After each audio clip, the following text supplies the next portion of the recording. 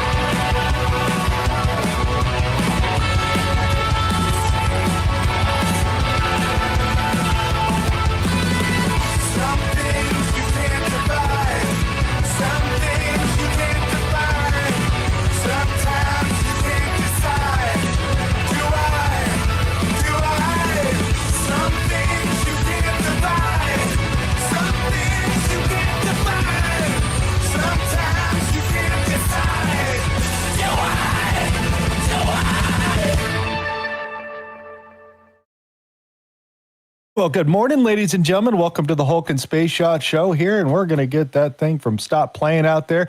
New music from the Foo Fighters out there. That song goes out to Bree. Hat tip to you guys out there.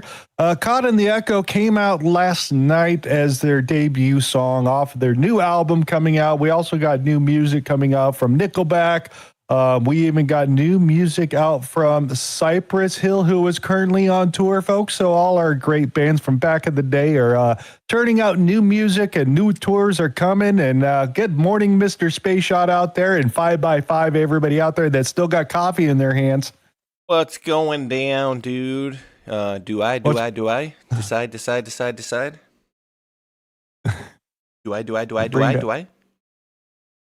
I'm adjusting your audio there. Adjust my audio. How's it going on this fine Saturday? Nice and sunny out over here, dude. It's like almost hitting, well, not 60, but it's 51, dude, which feels, probably like 80 for most folks because it was been so super cold. But turning around, we're getting a nice little bit of warm stretch here. All that nasty snow is melted away, and it's looking good over here. Would you like to guess the temperature and what the high in California today in my area will be? 72. Nope. The high 84, and it's 72 right now. 100. A little too high. It's going to be 92 today. Yesterday it was 103 or something, whatever it was. So yeah. Somebody forgot to unplug the sun last night, and we've been heating up Southern California a little extra. So we're burning over here. There ain't those UFO meteor drones. I don't think so, to be honest with you. I mean, some of those are some interesting things. The one thing I will say is you remember back when, right before the election for a couple of months, we had all those weird UFOs flying all over the place over New Jersey, and it's an Iranian drone trip with drones out in the ocean, which we knew was a lie, and they're all doing this weird shit. And then we're like, what the hell is all that shit about? And then their administration's like, yeah, we're going to tell you what it is, and it was our stuff. Sorry. Oops. And you're like, wait, what? Wait, what? You guys were doing all that? Yeah, sorry. Can you tell us what it is? No, we can't. Oopsie daisy. Well, national security, right? Can't have everybody knowing. I mean, it would be a big problem if it was other things, right? So you figured they would have, scattered out some things to go find out what it was, but clearly they didn't. So it had to be ours, no? Yeah, exactly, dude. I don't know where to put it, dude, because it's probably half theirs, half ours, and we're just sharing the same earth. Yeah, or, are they in the same... are they kind of coming in and out of our reality from different places, maybe? Never know. Yeah, I keep thinking about the alien ant farm thing and how close that's probably to the truth. And they've probably been here a lot longer than we have. I'm just saying. We got some temperature checking in from the chat over here. 96 in Tulsa coming from Okeanon. And John checked in with 32 in Quebec with a space between the Q and the Beck. How's that referendum going? Do you guys even looking forward to that, John, at all? Or are you just like, whatever, it's never going to change? Coming to the United States or what? Who's gonna be the 51st state? Is it gonna be Alberta? Is it gonna be Cuba? Is it gonna be Venezuela? Like, what are we dealing with here? Yeah, and we'll put you in charge of the hockey team for the United States because you guys got some good history back there. We'll allow it.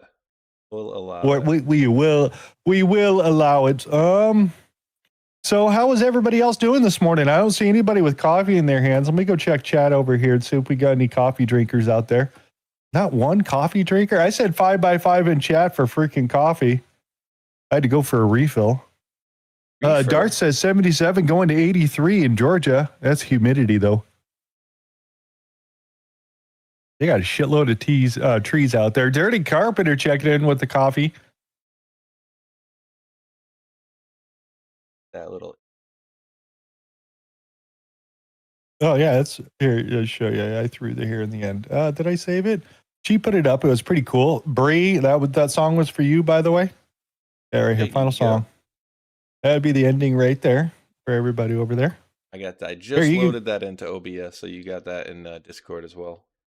How come I can't? Why can't I? See what Hulk's trying to. That's weird. That is weird. Oh, I don't want to do that. Hey, look, it won't. I could bookmark it. Let me share it. Nope. Folder bookmark. Oh, dude, that is so weird. Weird little glitches they've been having on X lately. And have you seen the thumbs down button yet? I have not. No, it has not shown up in my feed. Remember, it's always going to be in the comments section for itself. It'll be only available to premium users. So you get so the unpremium losers need to spend $5. I don't even know what the cheap version of X is anymore. I've been paying the $8 or whatever it is, $8-9 a month for wherever. Yeah, it's like including paying for Rumble. Yeah, paying for Rumble too for another 10. Well, that's why just to skip all the commercials. Yeah, I'm stopping the Zoom, and funny because I'm like, oh, I can do, we do Discord on Table of Titans and here, and my Monday show we use Zoom, so Mac and Lisa were going to get Discord, and wouldn't you know, we have that thing where Discord crashes the other day for like the first time ever. Yeah, we've had issues with like connections to particular speakers, mostly RDoc or sometimes Spaceshot, just doing weird shit where you can't hear them or wherever. And now that Discord totally took a crap last night, I mean, like we can join the rooms, but we couldn't communicate. So thank you, CIA, 3-letter agencies, for stopping the show right before RDoc wanted to get on. So we had to go back to Zoom. And the best thing about Zoom is it didn't crash on me. Did you notice that? Not once. Yeah, I did notice that, and I'm like, awesome. That was pretty funny. We got coffees over here too. 82, Little Sister Brown. 82 degrees, sunny in Tennessee, dude. Texas Tan Girl says coffee was hours ago. What? 33605. More early chemtrails over Arkansas this morning. Well, you gotta remember, Hulk, it's 1 p.m. here, but Texas, you should be like what? Still 11. Well, Diane says still drinking coffee here in Kansas. Last cup of the day, so the last cup of sorrow. Jonathan 007 been drinking coffee. Been drinking iced coffee since this morning. And then Mythical says Monster, and I'm drinking my little Una Mate. And actually, I've had a little bit of black coffee this morning too. Wait, I do have a question for the. I like it black. For the gentleman with the iced coffee, is that a homemade iced coffee you're making, or is it store-bought and is homemade? How you go about making that? Are you like the French press type cold dude doing it, or I've had some pretty good French press, cold press coffee or whatever. It's absolutely excellent. It's cold and it's never been heated or any of that. So I'm just wondering. There's some people from England showed it to me. It was like espresso. It was actually really good. They had milk and a little ice in there. Like, just wondering how people in America do it. I got one for you, Hulk. This you might find this interesting as well. So I was watching this Italian woman, right? And she was saying basically she takes an egg white, right? And take the egg, I heard take about the yolk this. aside, right? And then you drop the egg white in there, and then some of it. Yeah, the egg white, but like a teaspoon of sugar as well, and you whip that sucker up with a little whisk or whatever. You keep whip it till it turns into like cream. I've not tried it yet myself, but it's apparently it's the egg white with the sugar, and you keep whipping it till it turns into like frothy stuff, and then you put your black coffee with that, and it's supposed to be like a real nice treat. Sounds really good. I've just not tried it yet, and I've again had any drink with sugar in it for about a month now, and feel great as a result of that, of course. But yeah, dude, it does sound good. Have you ever tried that? Anybody in the chat ever tried that? Egg whites whipped up? I've heard about it in the coffee. It's supposed to make it really smooth. I saw in some video where they're making some weird ass Italian expensive coffee, and they were doing that sort of thing like you're talking about. And the guy's like, "Oh, it makes it extra smooth and stuff." Dirty Carpenter checking it in says, "Nope. Coffee, that's it, and hot water." It's just so simple. I mean, yeah, I get where you're going with that. I mean, I go a little bit extra with the hot chocolate, because you got to use the Swiss Miss hot chocolate. You can't use Carnation or Nesquik or any of that other crap. It can only be that one. You put that in there, and it's like a creamer, dude. I absolutely love it. And CE Contrias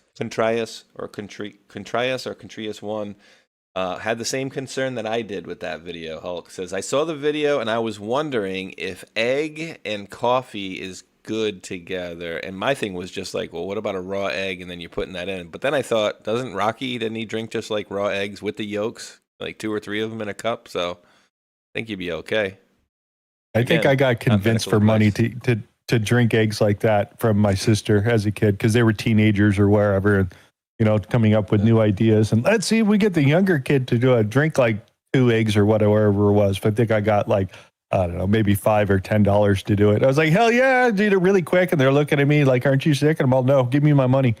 Oh man! Well, here's a blast from the past, Hulk. There's actually a double duo in this comment here. Bamlo says, and so I'll ask you about this. Says, haven't tried it raw beyond the whole egg in my Orange Julius. So let's break that down for a second. Wait. I need to think about that for a second before you go. Any egg, Orange Julius, egg white. Okay, let's go and continue again. Did you ever have the Orange Julius at the mall near your house or yes. when growing up? Okay, yes, so I have had that. I loved them back then. I had one a couple of weeks ago when I went with my son to the mall. It's like an orange cream, right? Yeah, it's mostly orange, but a little hint of cream in it. But it was good, but of course it's never as good as you remember it being as a kid. But then we have to throw in the whole egg into that scenario. What did you do? Go to the store at Julius and then bring it, or did you bring an egg to the store and then whip it in there, or did they? I don't. Did you bring a chicken to the store and then like squeeze it to get the egg out? I mean, is that how it started? What came first, the chicken or the egg? Yeah, we need to really know on how you came up with this whole idea. Back to the beginning, when there was darkness. How do you folks over here on the Foxhole? Let's pop out some chicken. Some people are saying it's actually pretty good. Coffee. Jim is saying coffee all day, all night, dude. I can't go too long on coffee, dude. I'd be like Hunter Biden, dude, cracking out at the end of the day, dude. Looking for a freaking piece of carpet in the hall. I love this comment. This is so funny too. Pop out chat. Here we go. Who is it? This is funny, and it's probably true. Harley Quinn says over on the Foxhole, and I'm popping out the chat here so you guys can see us read the chat as we go. No, this one was funny. Yep. It says beer coffee. Not quite that bad. Folks can see it. Here we go. Where was it? It was on the left. Harley Quinn says, I can't drink coffee with the unamate or my heart will explode. and that's, I've realized I can't drink the unamate after like 4 p.m. or I won't go to sleep until 4 a.m. because it does have caffeine. So you can do one in the morning, one in the afternoon, but I usually keep one towards, like now I'm drinking my last. I won't drink one once I finish this one here because it will wire you up and I don't know, dude. It's just I don't get that. I used to get that weird, like, not sick to my stomach feeling, but like messy feeling in your stomach after having a coffee. But I can maybe think it's maybe the cream, or I don't know, cream with the coffee. But I don't know. Reno Gal's checking in and says, I still like my Swiss Miss and coffee the best over here. And then Trueheart came back at Reno Gal and says, I've never heard anybody else confirm that. You're missing out if you have not tried it. And if you went to Starbucks and you had yourself some mocha whatever kind of crap out there and you're like, that's not bad. Go home and make it. You'd be like, holy crap, dude, I spent $8 at Starbucks for this. It's pretty damn good. Live down? Let's look.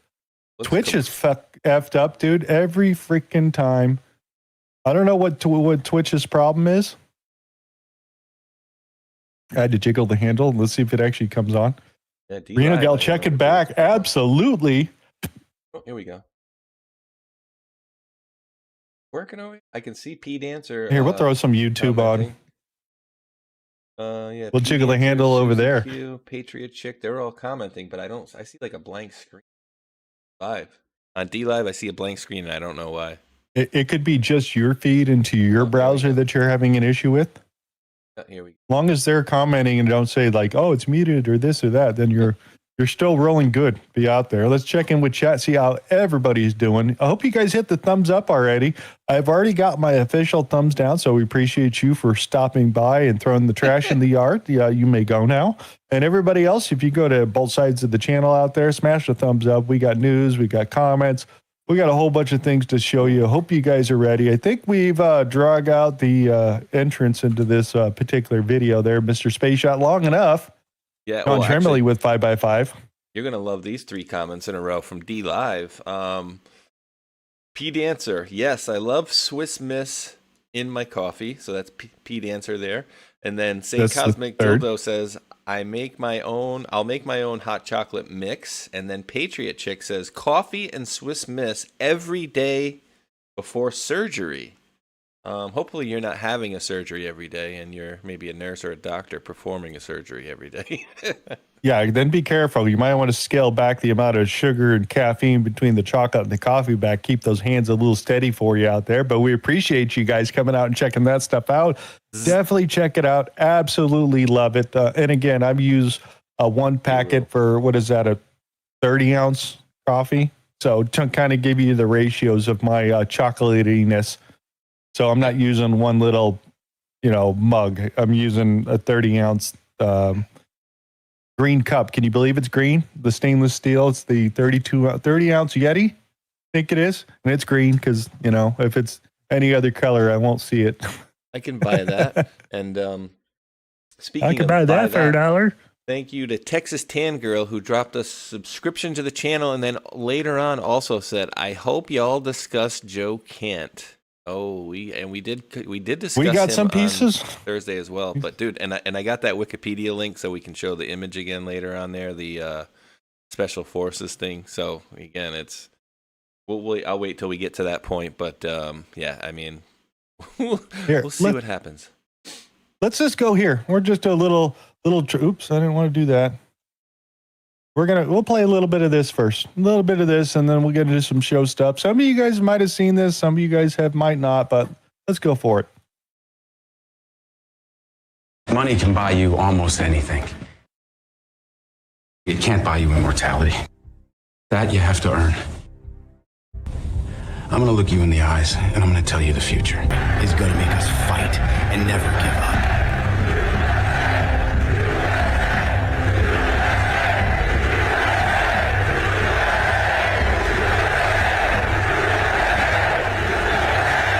And I think that's the sentiment for a lot of us out there as we're watching this particular narrative come to the conclusion of this big giant funnel of information that we've been given.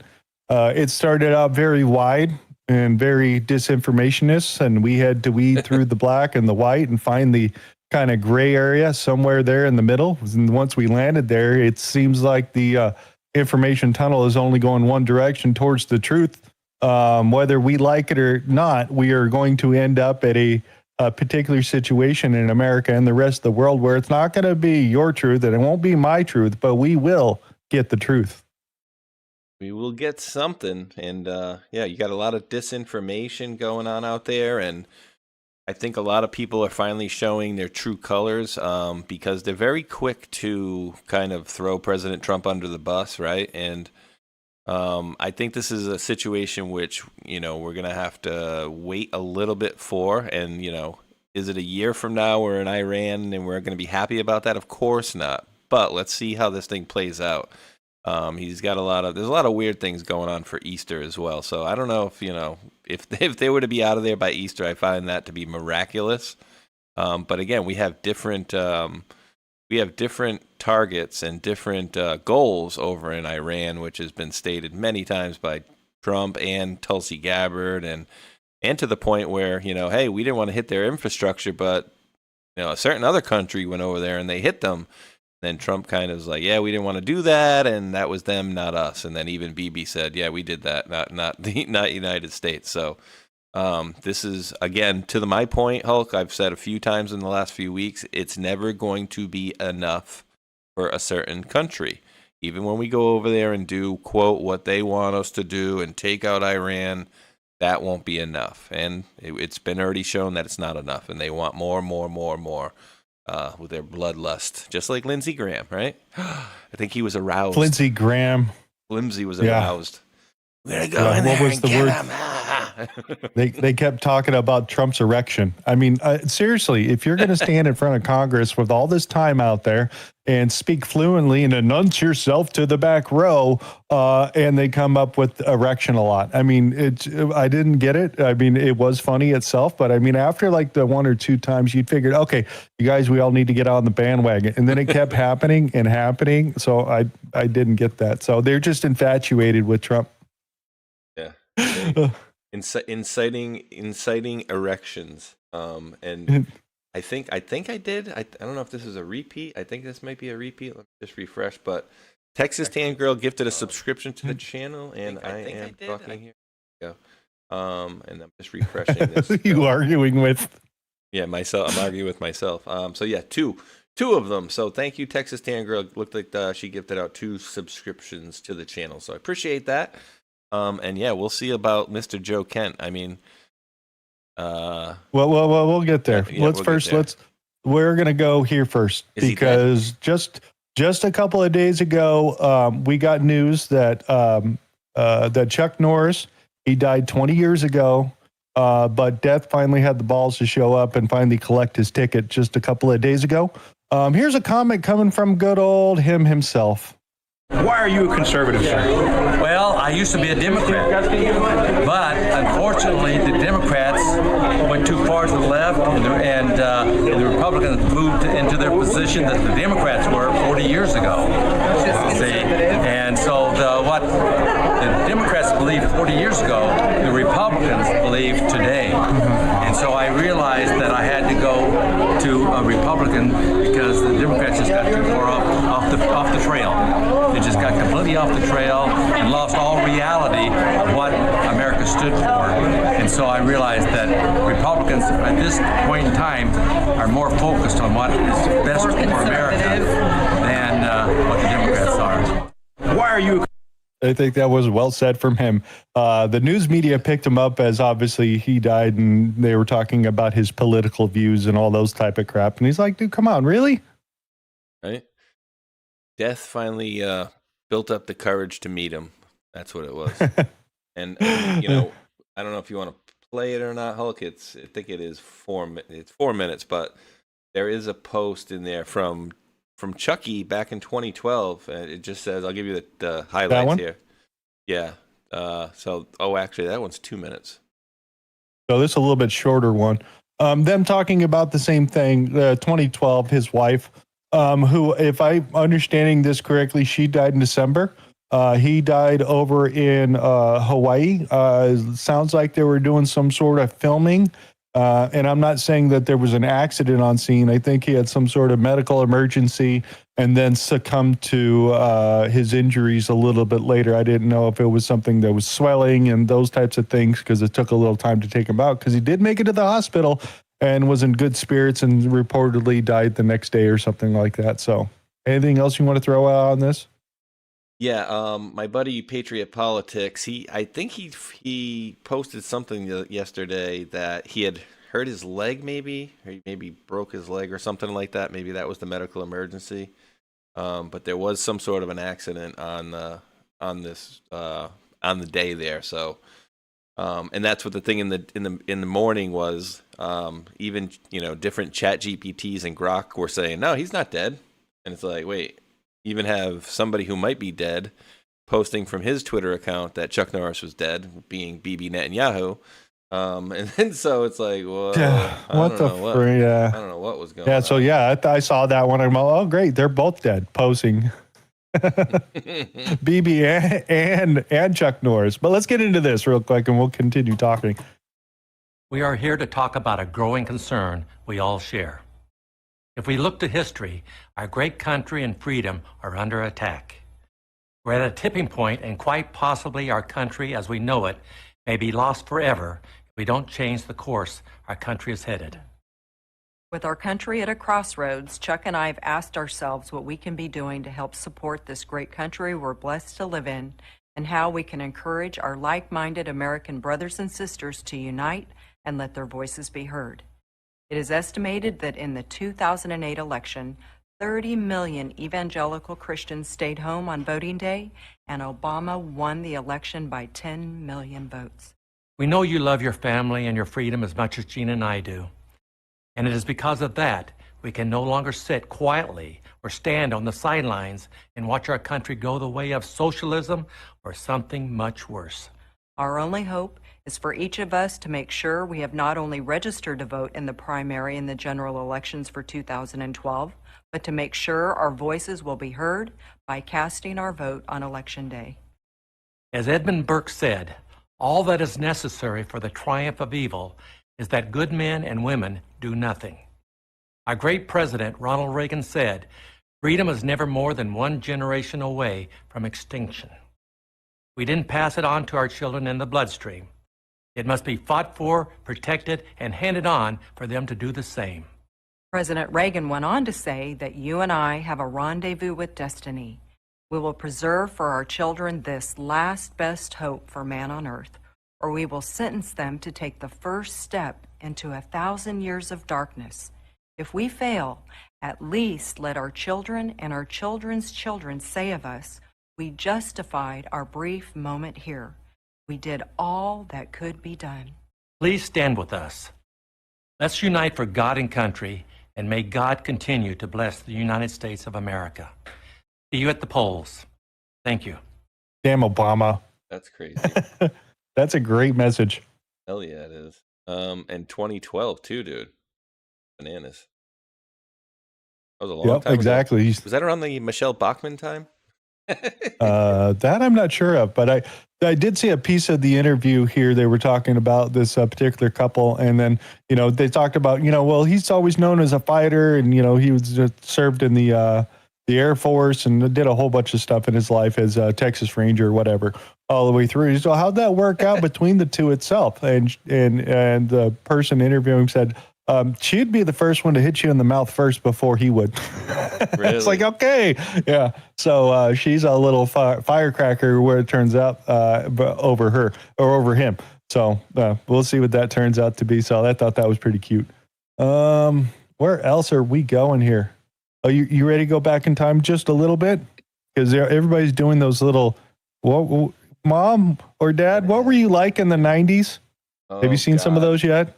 I saw the ones with like us in high school, essentially recording each other and whatnot. Here, so, yeah. here. I ran by this one here. I thought this one was kind of cool. You feel old yet? Everybody remembers that meme. That one, remember it? Oh yeah, the Viking, like he was the man, dude. Nobody was messing with him. And then he breaks down into a funky dance. Music just for a quick second. Looks like they're about to kick somebody's ass, and then they break out and dance.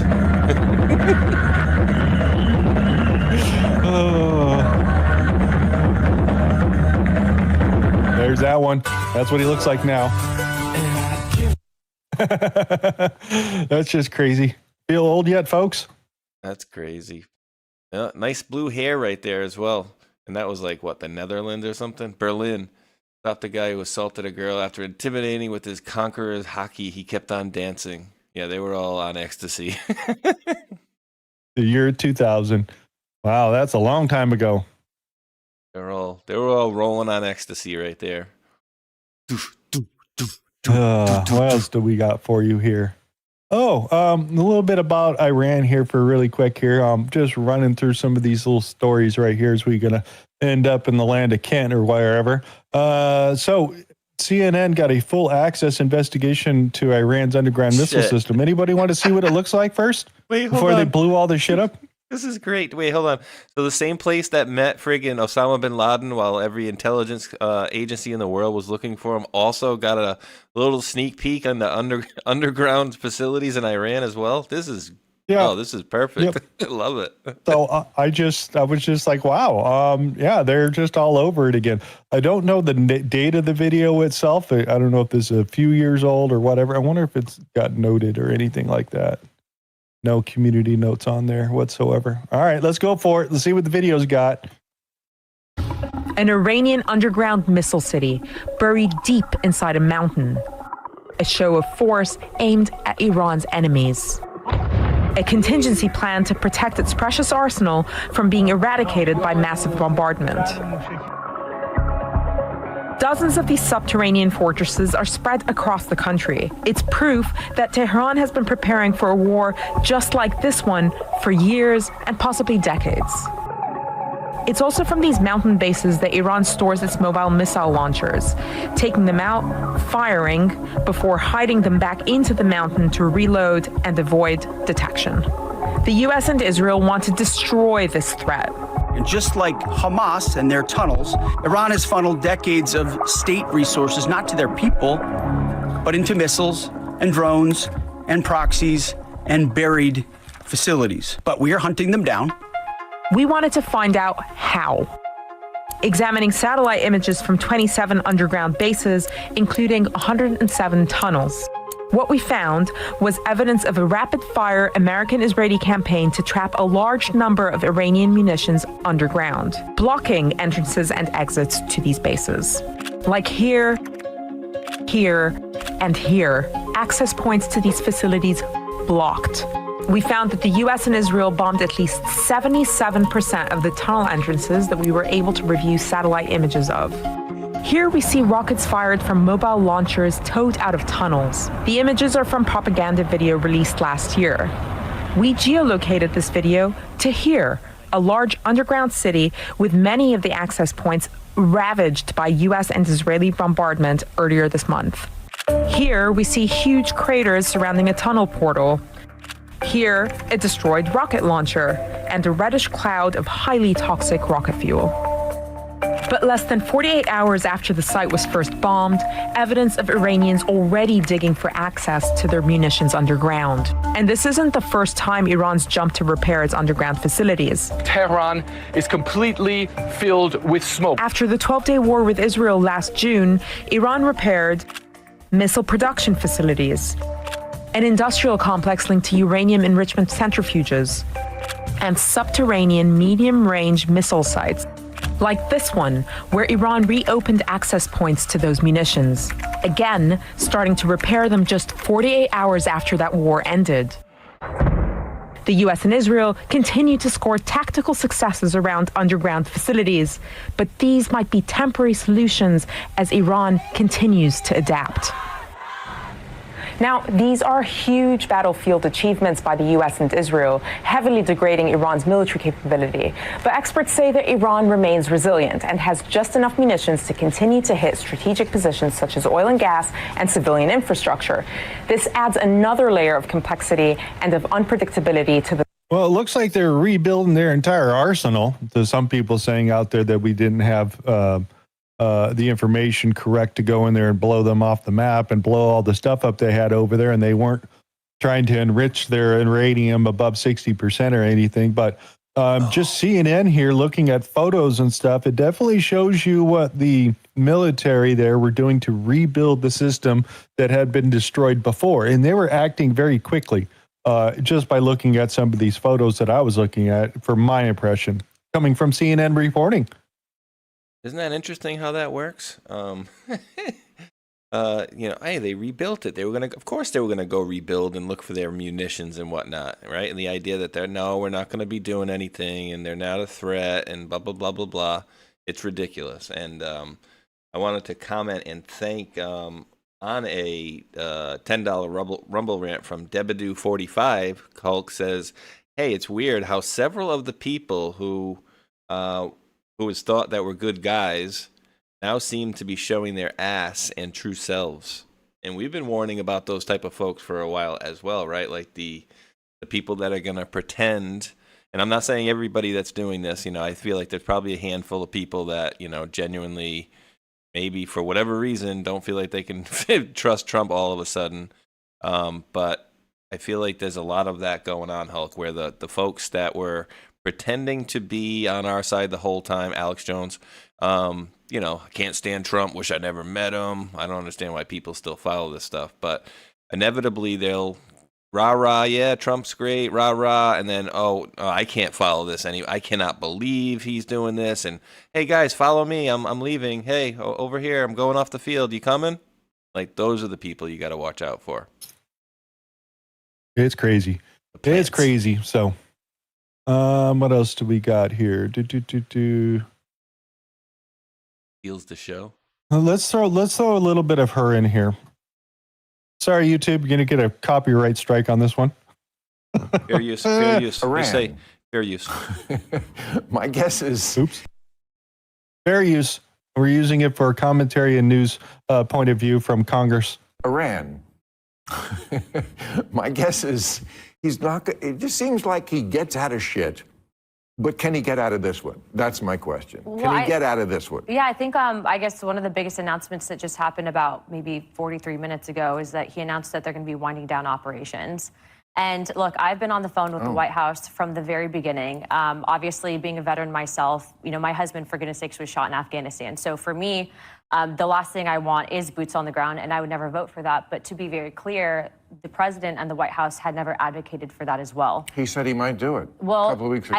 I think internal conversations with the White House that we're having are maybe different than what, you know, is out there. Remember, President Trump has been very good came out of his at mouth. using President Trump in private conversations, as well as the White House, though, has been very clear that they're not. So you would split with him if objective. he put boots on the ground? Well, I don't think that he's going to. I mean, but you would. Yes, I would. You would. But I will tell you this: that in my discussions with the White House, that's never been something that's actually being discussed. And also, too, the day after it happened, I think this is important for people to know. I talked to Secretary Rubio within 24 hours of everything going down. And what I will tell you is, and we can probably get into the issue of whether or not there was an imminent threat, which in my belief there was, but there was this thing called the Nazir Plan. And that was basically if they were hit at all, that they would retaliate. And as you saw in Tulsi's hearing that she did the other day, she said part of her job at ODNI is to actually provide the threat analysis of potential outcomes for if that were to take place. And it is my belief that they would have basically resulted in mass fatality for our troops in the southern portion of that region. Well, you seem to know some stuff we don't. Well, that's why I'm here to kind of have the discussion, though, because I think... I mean, you know... Like, people have the right to be concerned. Did you know this shit, Paul? No. I'm glad here. I don't... Did you know Yeah, this so, shit? yeah. Exactly. So, I mean, Paul Luna, being very intelligent and a nerd out there, definitely wants to bring home facts and stays out of conjecture a lot. So, yeah, I approve of that. You prove that she was a stripper? That's okay. So you got to work your way through college anyway. My man. My man. What else do we got? Now we're going to get into this particular video right here, and we could take this any way you want to. But yeah, I found this interesting out of everything so far. We've been told that this individual, Robinson, is a lone gunman, and maybe he is. But the investigation that I was a part of, the National Counterterrorism Center was a part of, we were stopped from continuing to investigate. There's still linkage for us to investigate. Because I'm very aware of what's going on, okay? About 48 hours before Charlie Kirk died, Charlie informed people at Turning Point, as well as Jewish donors and a rabbi, that he had no choice but to abandon the pro-Israel cause outright, okay? Charlie was done. He said it explicitly, that he refused to be bullied anymore by the Jewish donors. We know the pressure because of the text messages that have been made public, that Charlie was under a lot of pressure from a lot of pro-Israel donors. He knew, and others knew, that Charlie was done with Israel bullying him, and I am now going to present you proof of what I am saying. This is an actual group chat, which happened 2 days before Charlie Kirk was assassinated. You know, that was a text grab, a screen grab that I had shared with people. So it is authentic. But I did share it with some people in government. We wanted no stone unturned. We wanted to leave nothing unturned. So I shared it with a few people. Don't know where it went from there, apparently. Sources are saying that Joe Kent, the former director of the United States National Counterterror Center, this is from Semaphore, he just resigned. He's now under FBI investigation for allegedly leaking classified information. And the investigation predates his departure. That was a text grab that I had shared with some people in government. We know the pressure because of the text messages. I'm now going to present you proof. This is an actual group chat. It gives me great pleasure to announce that Joe Kent, I'm going to be interviewing him this Thursday at the Catholics for Catholics event in D.C. Well, yeah, you could take that any way you want to, but if you're just going to watch the videos between these people that are out there, it seems like they're all in the same group chat together sharing information. Whether the FBI investigation into Mr. Kent will coincide with this particular information here about Charlie Kirk or whatnot and other things, I'm not sure, but I find the coordination quite interesting. We've been told that... Definitely. Yeah, what do you think?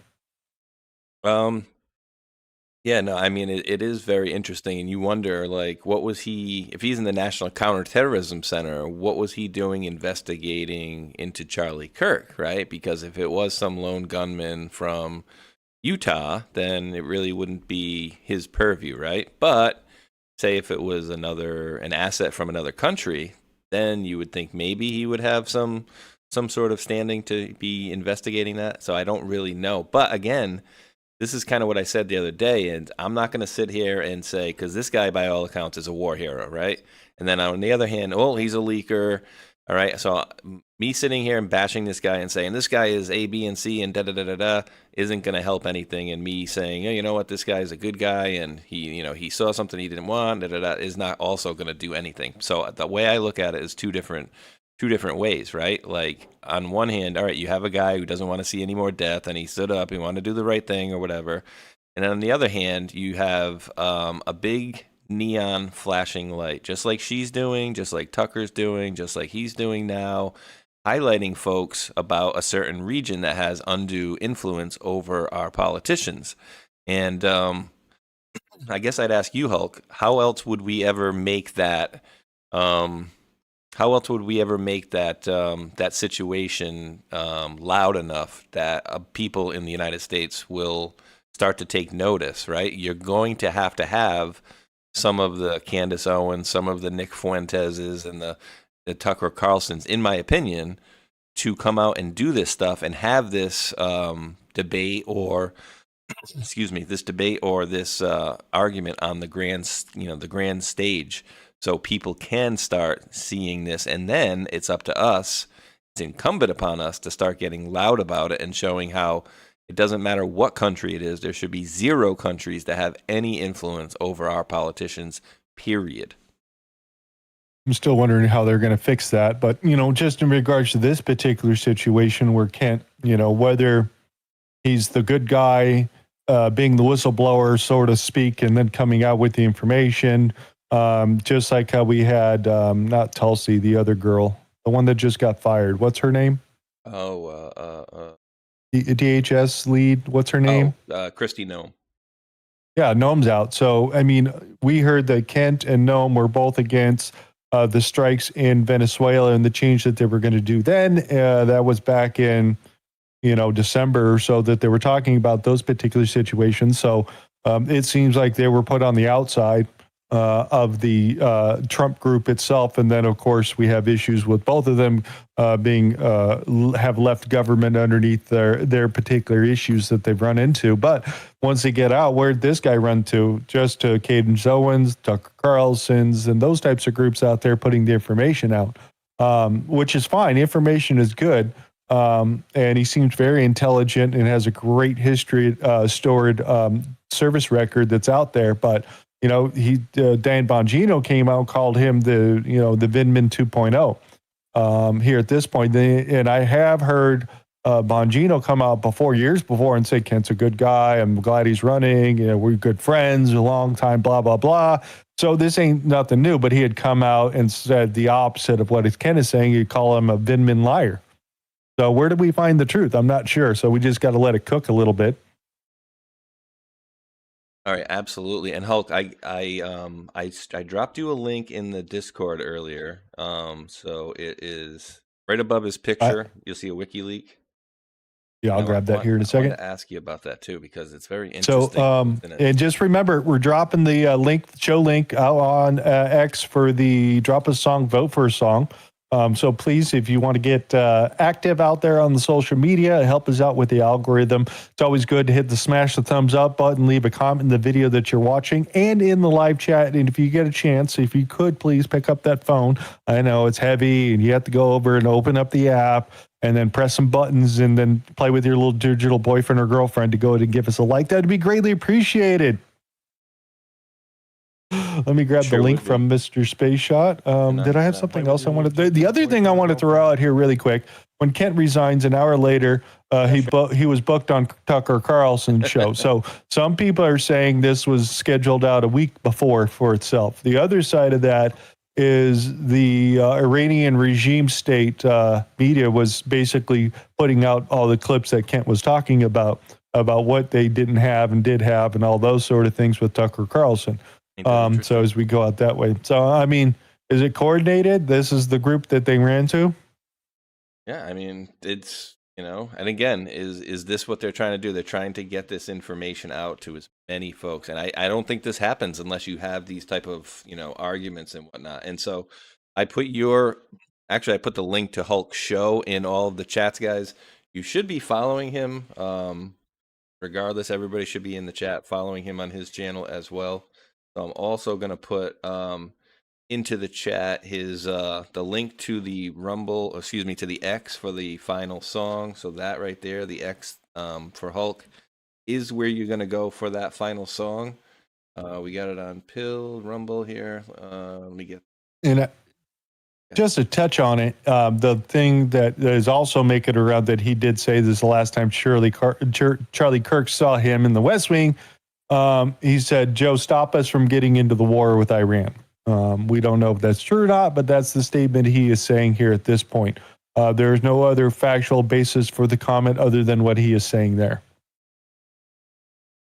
Let me grab your Joe Kent link.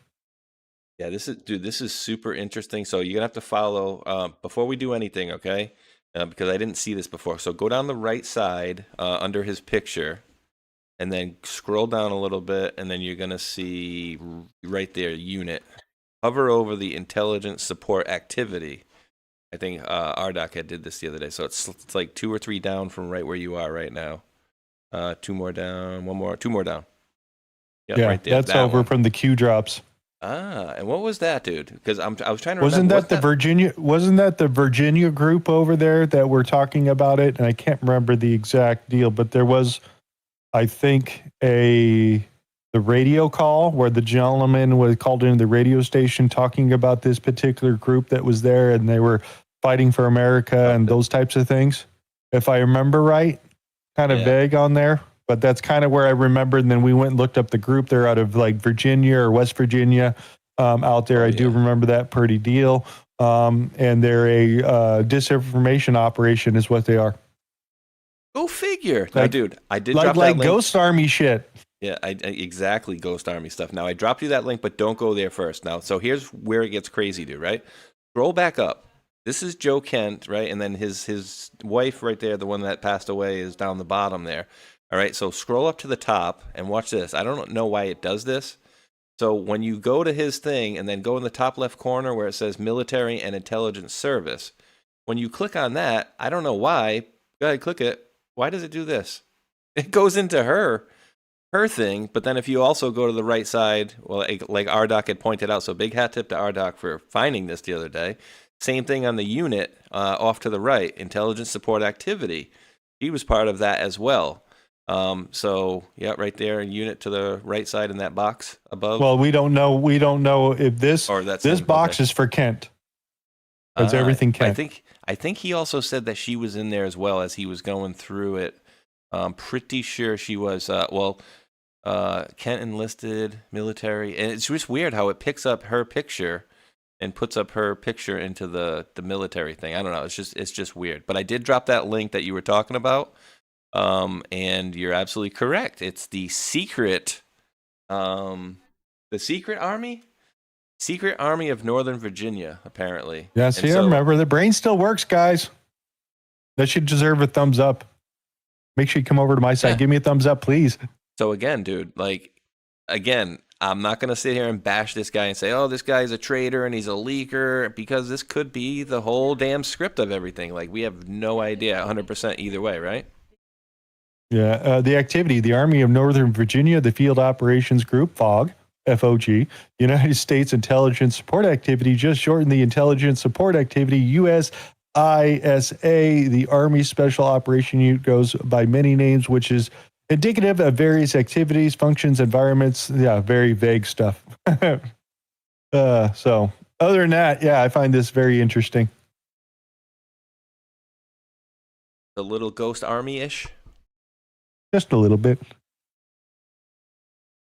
So again, Hulk, right? The whole idea is, I was on 412 Adel show yesterday, and we were talking about, people that know this and that and the other, and I was saying how, like, people out there that are telling you, like, I know Joe Kent is a leaker and he's a traitor and that's it, and then they don't know what they're talking about, and then the ones that tell you for sure he's a good guy 100% and you don't know what you're talking about, they don't know exactly. So nobody knows exactly what's going on, and then so for the people that will sit here and tell you, I do know 100%, they're just lying to you, because I look at myself more like the viewers in that I'm seeing stuff on both sides that can prove out, that could show both sides of the action, essentially. You know what I mean? Yeah, exactly. So that's all about Kent. Is there anything else you want to throw on there? Because my stories are going to change a little bit. Nope, not on him.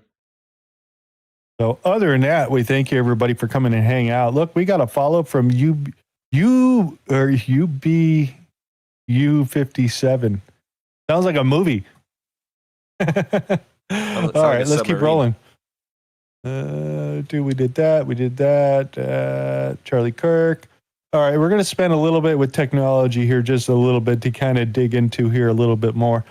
So I had mentioned on Thursday that Samsung's preparing to build their second chip manufacturing in Taylor, Texas, which is absolutely huge. So they're on their way to basically upping the chip production. So we had Samsung really get helped out by Tesla to get the first fab and orders done. Which is absolutely good. So they're going to make all the new Tesla chips, but they're not going to be able to keep up. And Elon Musk is aware of this. I want to get into this little story. Actually, I want to wait for Mr. Spaceshot to come back before I get into the story, because this over here, the U.S. defense contractor engineer ran a family spy ring that sensitive Navy technology to China over 20 years, guided by Chinese intelligence tests, schemed to collapse in 2005. Their brother was caught in LAX with a cryptic disk hidden in CDs, triggered multiple arrests. So this is just a history of it, showing that, we've had the family spying ring here for a little bit, at a totally different story in the early 2000s and stuff. So we've seen this particular story come through where the family's been here for a while. So ran into this one over here. NVIDIA's third largest customer, Supermicro, dropped 33% after the co-founder was arrested in a $2.5 billion chip smuggling. Yes, it's huge. Bigger than Enron, the amount of stuff they were doing. Got a little clip for you guys. One of us is going to jail, and it isn't going to be me. What? No, wait!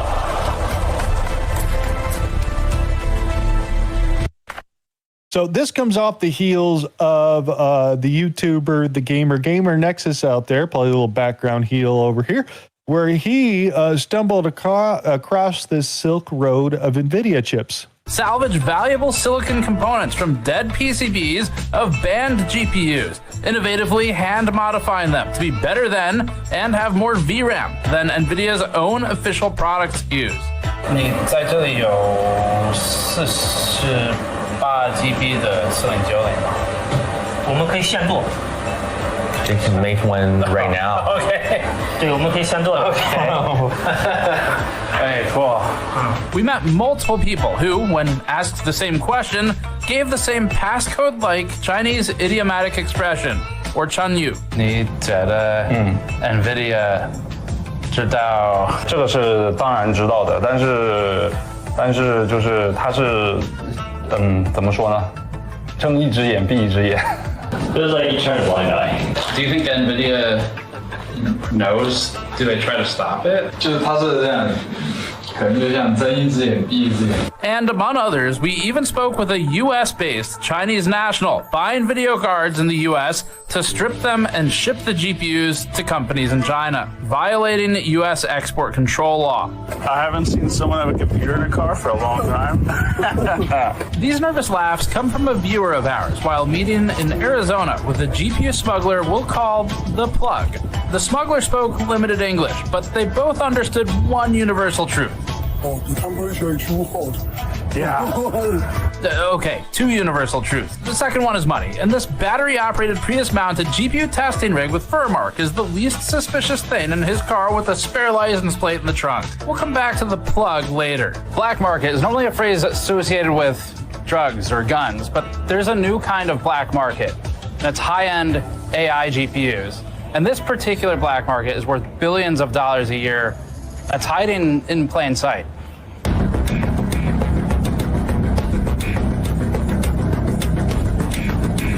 So that was the report out of Gamers Nexus. So basically, they were inside the United States, had several teams out there that would go and scope cards and ship them back to China is what they were doing. So this kind of leads up to this whole situation where the Supermicro guy, where he got the NVIDIA's third largest customer got arrested.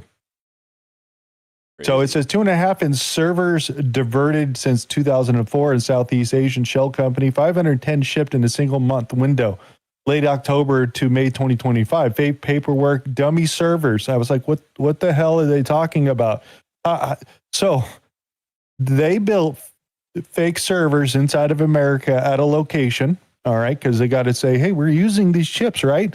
So we need to have fake boxes, we need to have power, we need to have fake receipts and all those things. But the other thing we got to do is use power. They filled the empty server boxes with, you guessed it, hair dryers to simulate heat and power usage. Oh my God. Big bucks, dude. Hair dryers, folks. Hair dryers. There, look, there he is. He's right on the deal, just standing right next to him. He's like, I'm just about to screw this guy. Thumbs up. Bonsai. So look, Supermicro scandal shows how the massive Chinese espionage in America, fake servers built to show auditors, very wealthy people engaged in high-risk criminal activity, dude. That's him and the wife and stuff. They're opening up boxes and stuff. There's another picture here carrying around a hair dryer. Oh shit! I was just like, crap, dude. So this is huge, dude. For the people who are out there, the GPU market. I don't mean to break into your thing here, but this for me is breaking news. So I just dropped this for you. If you want to check out this. Oh, Robert Mueller died. Yeah, big whoop-de-doo. How long ago was that? We're not going to talk about that. We're not going to talk about Robert Mueller dying today. We'll you got to get it. We're definitely I'm not quoting talk him about Robert Mueller dying today, right? Yeah, you got to. You remember when he was doing the testament? I'm not going to talk about that. Let me open the report. Would you like me to read from the page? Oh, dude, he was so bad. I mean, he sounded like Jerome Corsi trying to read the Q drops. Hey, he was way better than Joe Biden's performance of when they did the whole debate thing, dude. Because when he opened his mouth, dude, I was like, "Is this AI? What the hell are we watching here?" Dude, I seriously, I was confused for like 30 seconds because I didn't know what the hell was happening. I think the rest of America was like that too. Here in America, it's what? What? Exactly. Guy owns $500 million in the stock. And see how greedy he got arrested. You know? Just playing all these games. Got arrested in America, dude. That is so crazy. And of course, we were training. Here, you want to read this? I thought this was just interesting training CAPTCHA that came out. So we'll spend some time. You could throw this out, and then we could talk about Robert Mueller. Sure. This is insane. Well, I mean, he's dead. I mean, we just talked about it, so he's dead. I mean, that's that. You said we wouldn't talk about it. See how that works? Hey, Robert Mueller died. No, we're not talking about that today. $6.1 billion in unpaid wages. 809. Maybe we can pull up some clips of him because there was some. I mean, dude, he was bad. 819 million hours of labor. Every person who clicked a fire hydrant to log into their email was part of it. Clicked a fire hydrant. Oh, okay, the CAPTCHA. ReCAPTCHA was never primarily a security tool. It was the largest unpaid AI training operation in history, running invisibly inside the infrastructure of the entire internet. Google relaunched reCAPTCHA in 2009 as a book digitization engine, Version 2 trained image recognition for Street View, extracting labeled data on house numbers, traffic lights, storefronts, and road infrastructures across the planet.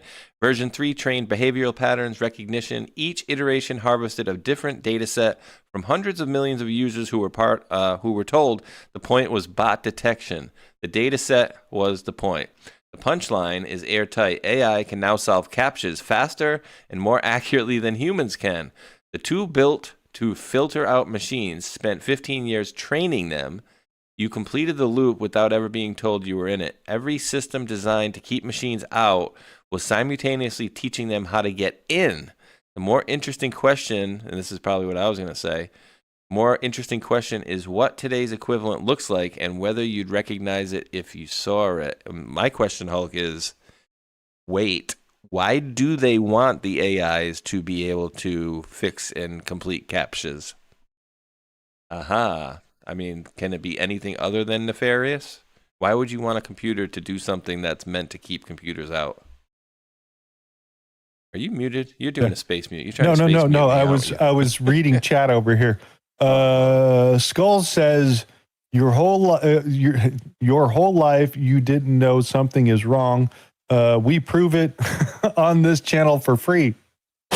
Oop, that's not what we wanted. We wanted to do this. That was a great comment. I liked it. Make sure you smash the thumbs up button. We are dual streaming here on Spaceshot and Hulkanator channel. And make sure you get out and vote for the song out on Twitterverse. Sure. So, yeah, and I'd also like to remind you that now Google and YouTube are asking you to go ahead and start marking all the AI crap videos out on the internet when they're on YouTube. You wouldn't mind just pointing that out a little bit and tell us which ones are deep fakes, AI slop, would you? So you could train the next model? I mean, dude, it's there's so much of it too. But when you upload a video, they do give you the option to say, yes, there's AI in this video. So maybe they're trying to figure out the ones that are not saying that it is, you know what I mean, and then putting it up. Because, dude, and the way I know, like, when I hear Joe Rogan or Elon Musk talk, because you know when Elon Musk talks, he's like, yeah, but, and he does that kind of, When they do the AI, he talks perfectly. He doesn't stutter at all. It's like, so, yeah, they'll figure out ways to make it sound more genuine soon, but it is getting a little out of control with all this stuff. And I'm a little concerned why they want the computers to be able to do CAPTCHAs. Is that like, you know, hey, we got to keep computers out of this part of the internet so that way they can't take over the Skynet. Oh, hey, we just learned CAPTCHAs for 15 years. For what? Yeah, I wonder how they're going to prove we're human now. Good luck with that one here. Here's Mark Cuban. I'm going to throw out a quick 30-second clip from him. You know, we're talking about agentic applications. I think particularly for small, medium-sized businesses and some large businesses, they're not going to have that skill set. It's not going to be natural for them to do that. And I think kids coming out of school today that have taken some Python, don't have to be comp sci majors, but have done agentic AI. Like when I go talk to schools, that's what I tell them. You know, get into Claude, you know, teach yourself all the agentic stuff, and then go to small businesses because they're not going to understand how to do any of that. So that's a pretty damn good idea out there for not being a super duper AI doctor or whatever. You don't need any of that sort of thing itself, but you can kind of teach yourself and then learn how to do AI, you know, just like doing podcasting and do shows or whatever. You learn a particular trait, some tools, you learn how to use the tools, and then the tool will continue to refine your searches and the way that you operate there. And then you could offer that to businesses. You know what I mean? Show up and help them out with their ads or printing or file system, whatever it might be. You could all point them in the right direction because they're all boomers and they won't know anyways. Right. Just thinking. Yeah. I mean, it's going to come to that point where people are going to not know what they're going to do with their, you know, with their systems, and they're going to need some help for optimization. AI. Yep. And then here's the him talking about AI again. Quick little comment. People say, I don't need software engineers because apparently coding is going to be automated. I've given AIs to every one of my software engineers and hardware engineers and engineers, period. 100% of NVIDIA has AI assistants, AI coders. And they're busier than ever. And so the question is, what is the task versus what is the job? No different than a financial analyst. The task is mess around with spreadsheets. But the job is to make a financial advice. The job is to help a customer. People say... So, he's basically saying just kind of how IBM did it, is they didn't want to get rid of their small tier, low tier workers. They didn't have anybody to promote to middle or upper management. So they made a decision to use AI as more of a tool and then change the job name of all the people that are working for the company itself. So that's the way a lot of these are, because NVIDIA is hiring people while the other industries out there are losing people due to AI. So it's a kind of a weird deal. They're making AI and they're gaining employees, and the people that are using AI are losing employees, which I think is going to be a big problem as they come up, because it's finally going to come to a point where there's nobody left to train. How are you going to run the actual businesses? It's not going to be all AI, all robots. You need to still have the younger group, whether they're the people starting out as doctors or people working in law firms and those types of things, because you hear it all the time on those two jobs. Those ones are going to be the first to go because they're pretty much set up as rules, and there's only one way you can go on those types of things. So, they're talking about that, if I needed some sort of law group to put together some sort of information for a case, and it might take a group of 4 like a week to do it, I can give it to chat AI, and they could do it in 20 minutes and spit it back out to me. So, obviously that's a plus and efficiency, but eventually who's going to replace you in 10 years? Mm-hmm. Make yourself unreplaceable, if possible. If possible. Good luck with that. Yeah. What else does he say here? Oh, yeah. A little bit of this. Let's deal with the company that's laying people off. Every carpenter can now be an architect. Every plumber will become an architect. We're going to elevate the capability of every... Why are companies laying off people, saying that, NVIDIA is giving us the opportunity to do more with less? Why not do more with more? Because you're out of imagination. For companies with imagination, you will do more with less.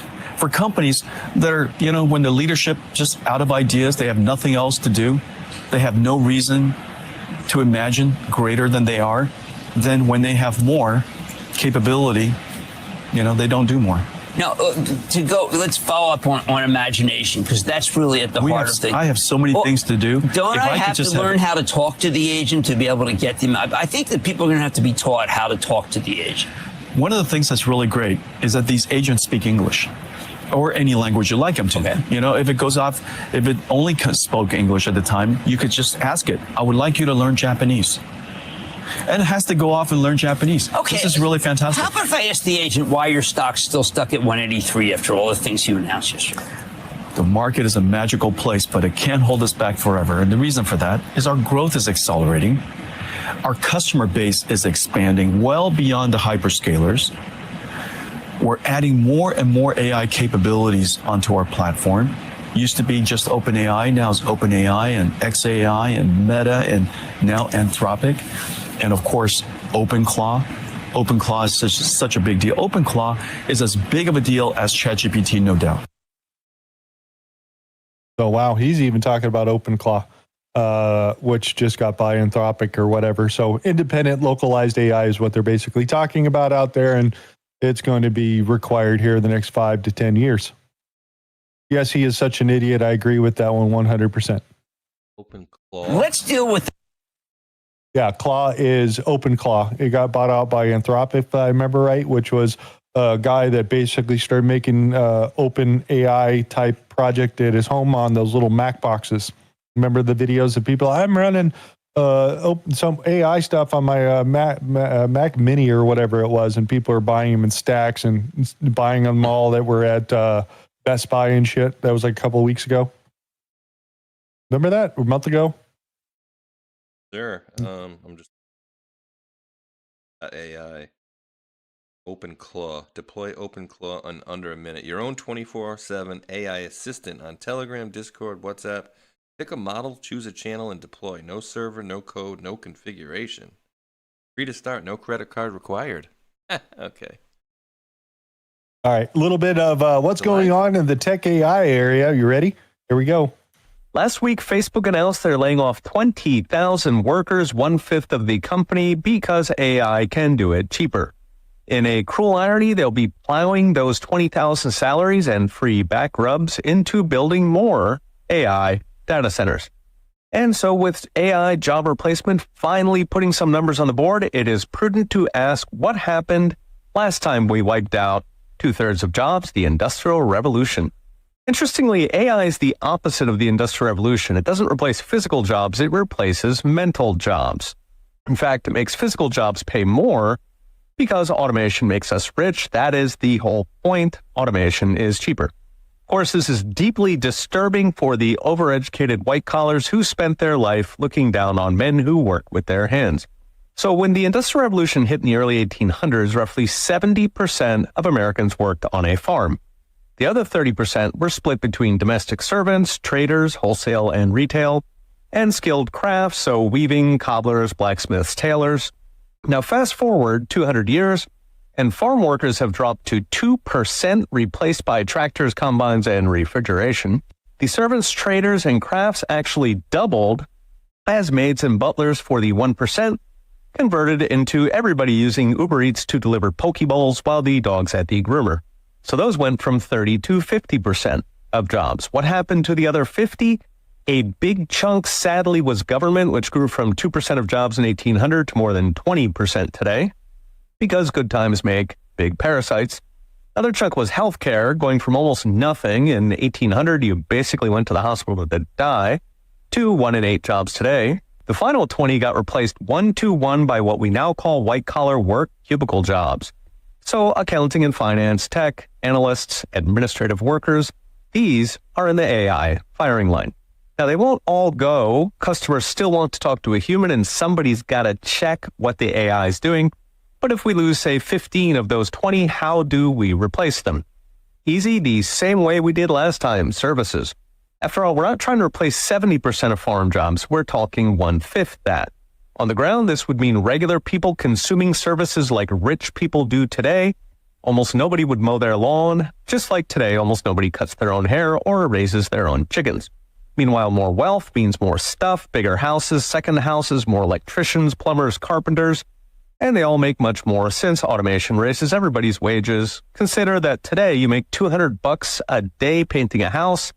In India, you make $9, and that's only half an industrial revolution. India does have electricity. Now, in theory, robots are coming next, but they'll go much slower, probably 20 or 30 years, because you only need one AI for 8 billion people, but you need 5 robots for a McDonald's. Consider it took 50 years from the first electrified factory to half of factories using electricity. We don't even have the first robot factory yet. In short, if AI delivers the productivity revolution it promises, Starbucks will pay 6 figures. And if it doesn't, false alarm, AI was a bust. So it's next brought to you by I Trust Capital. When the smoke clears, we'll be fine, but AI job replacement will hurt the young and unskilled. It will gut high-income, overeducated, Democrat-leaning white collars, including the journalists, professors, and analysts who write the AI doom porn. So there's a lot of disruption and a lot of doom porn between here and there. Read the rest with charts and all the gory details at TableofTitans. So there you go. The little thoughts about what some things to come out and about the Industrial Revolution and how it changed society too, where we're right smack dab in the middle of that right now, and stuff is going to change here in the next 2 years. Oh yeah, big time changing. You gotta learn to move. What do they say? Roll with the punches. Yeah, I like his comment about half the Industrial Revolution because India has China, but no, or has electricity, but no indoor bathrooms. Manipulate. You just crap. Well, it's like San Francisco, right? You just go crap on the sidewalk. Oh, yeah, exactly. So here's Andrew Yang. I wanted to throw him out here. I'm not a big fan of his, but again, congressmen do speak truth. The first thing that jumped into my mind when you said that was lawyer. law school applications, last I checked, went up 21% last year. And I would suggest that was a flight to safety, and that stuff's not safe at all. Lawyering is highly structured. It's very process oriented. It's kind of the ideal environment for AI. And I have friends who are partners in law firms who say, look, I'm giving AI work that would have taken a second or third year associate a week to complete, and it gives it back to me in 20 minutes. So why on earth would I hire a small army of these associates when, you know, like I can frankly keep the billables and the revenue and then go to my client and say, hey, great news, I got this done more cheaply.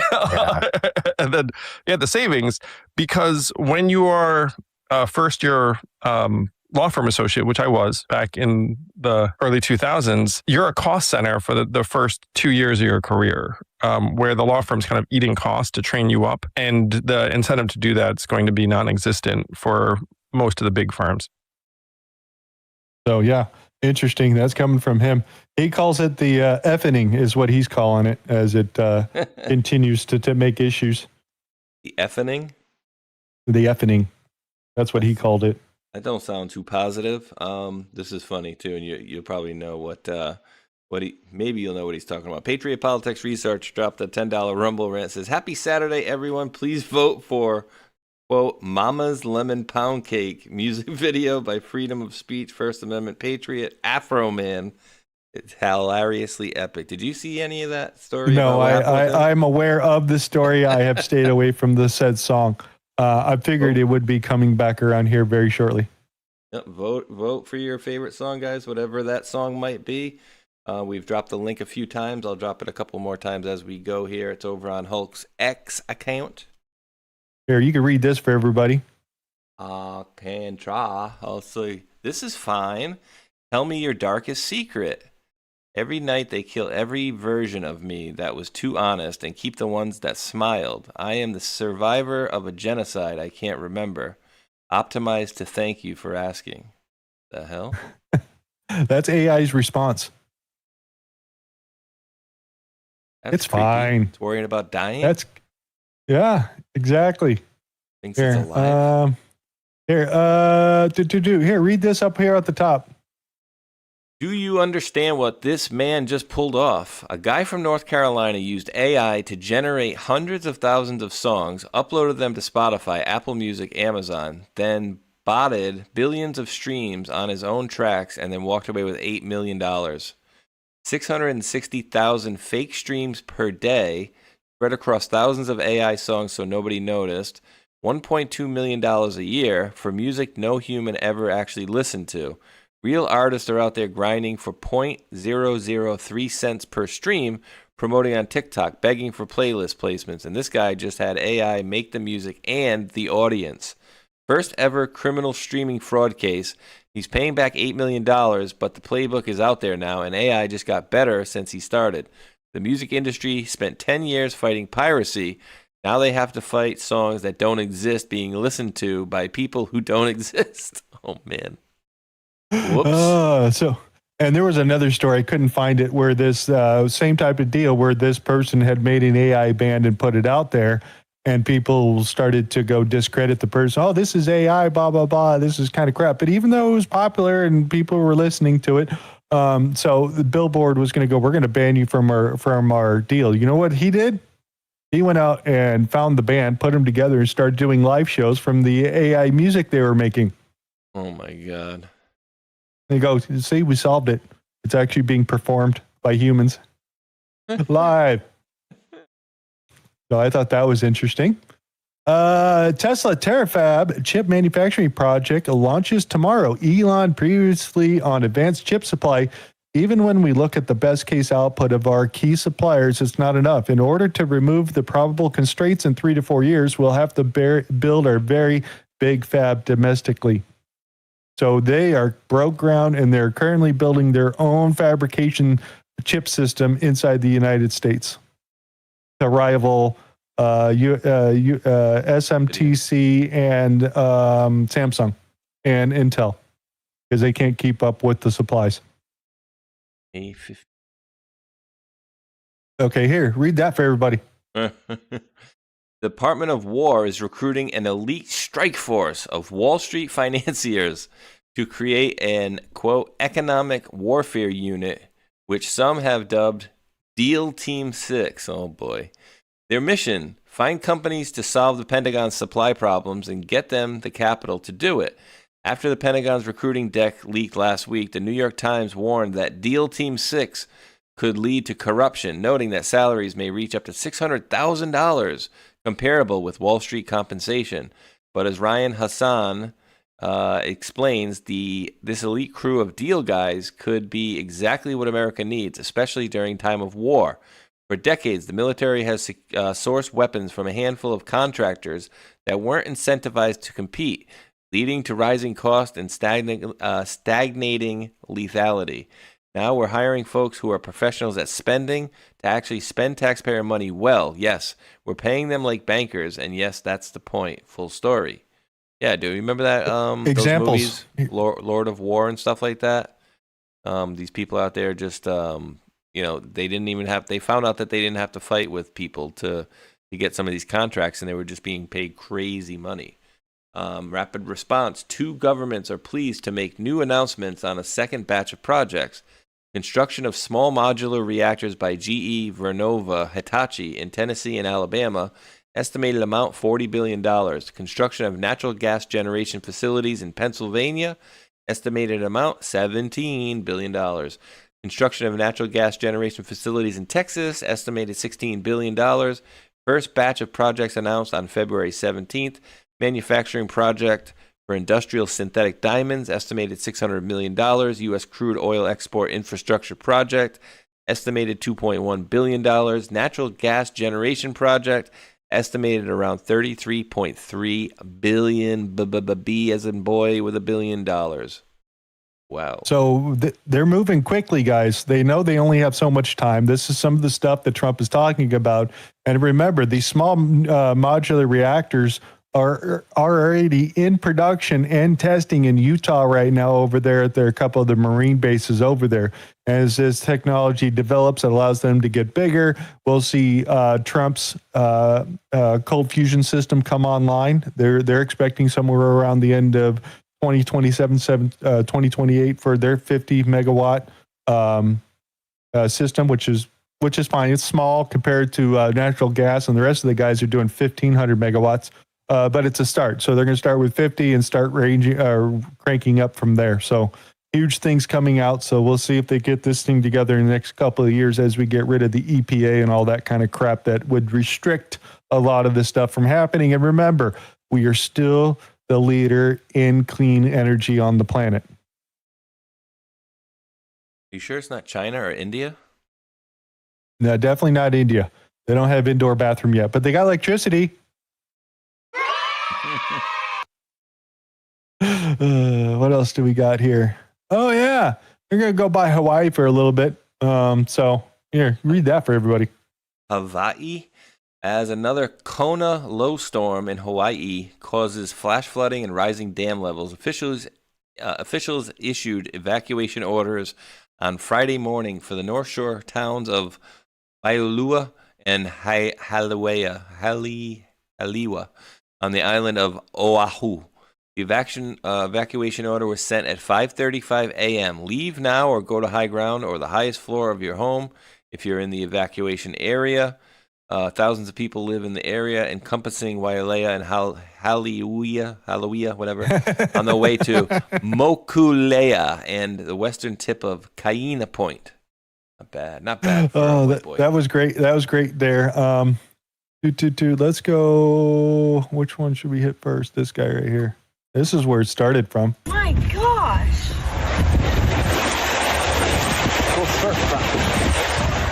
Wow. I was wondering if it's flooding over. That's insane, that amount of water. Never seen it like this ever.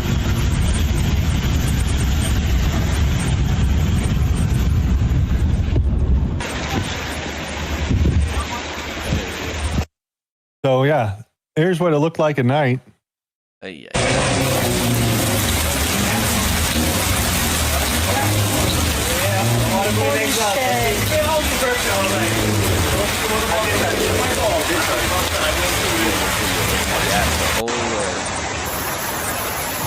Everybody to safety. It's an island, folks. Just to let you know. This is crazy. Hey everyone, just a quick update. Right now, the water flow is getting a lot stronger. I am actually having some trouble walking for it. Guy's on a surfboard.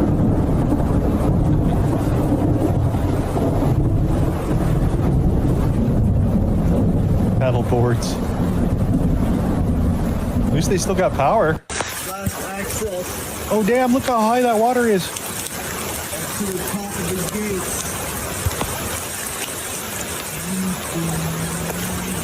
Be afraid of getting electrocuted, bro. That's like 5-6 feet.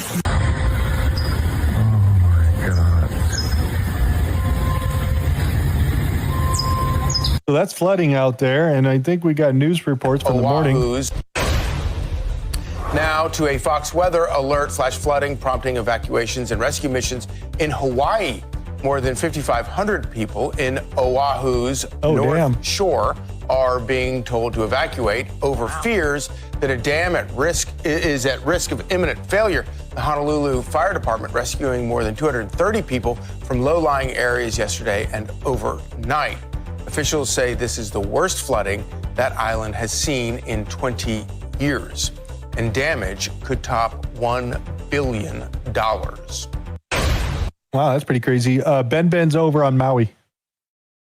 Oh, yeah. Right. Forgot about Ben. Yeah. Reno Gal was asking. I should text him again, see if he's still good. So that was happening with the flooding. Did I show this one?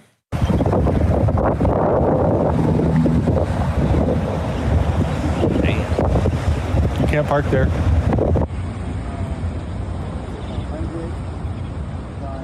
a car right in there too.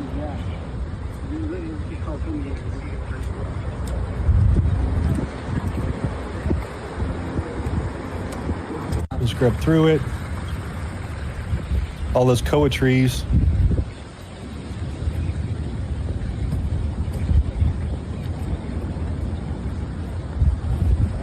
That's where the koa wood comes from. Also, Kona coffee and Kona beer, all in the same area. What else do we got here? We got a viewer, Kona King. So I wonder if they're from that area. I wonder if Kona King is in the chat right now. Christy says, I used to live there, Sunset Beach near Kilauea. Oh,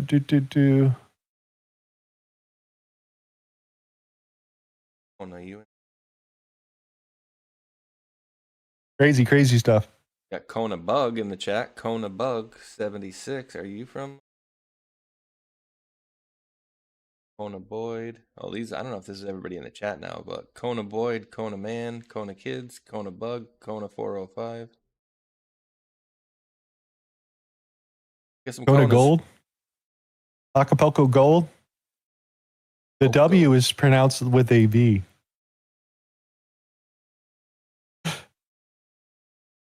Let's keep going. What else do I got for you here? Oh, yeah. On the whole Nick, whatever his name is, Nick Shirley, thank you, had done a bunch of reporting out there. We had local news come up and start talking about the same thing in California, guys. Let's go to the tape. One doctor billed the government $120 million in a single year, claiming to oversee 1,900 patients. With almost 2,000 hospice agencies, LA County has more than 36 states combined and 30 times more than either Florida or New York. 18% of the whole country's home health care billing is coming out of Los Angeles County. How is that possible? And take a look at this map, a cluster of 287 hospice providers in a 2-mile radius, some in strip malls, unmarked buildings, even a wrecking yard and vacant lot. All of it is just paperwork.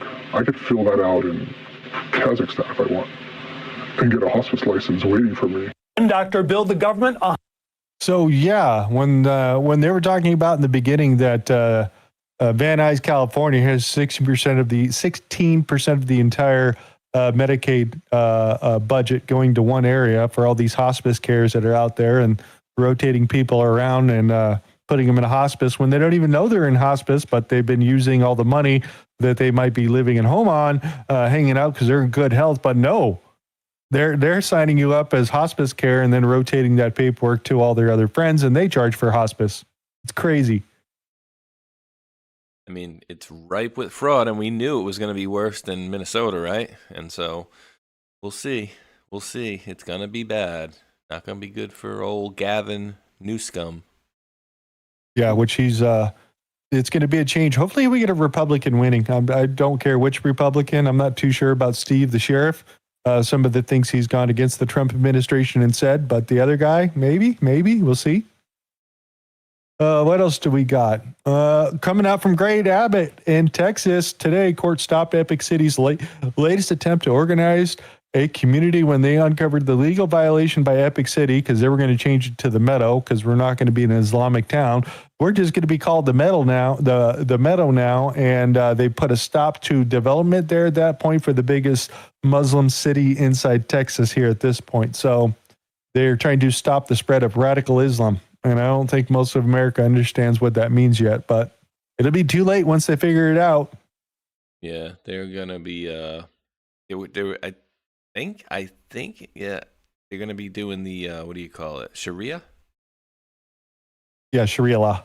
They're blocking that, right? So I think that's what some of this has to do with. And it's bad. I mean, we showed months ago where you had a Muslim guy walk into another convenience store in Texas, and he's like, "Oh yeah, you're not supposed to be selling these, lottery tickets. That's not halal, or whatever. It's not, good for their religion." So basically telling them, yeah, you shouldn't be, and we're going to be coming back and checking on you.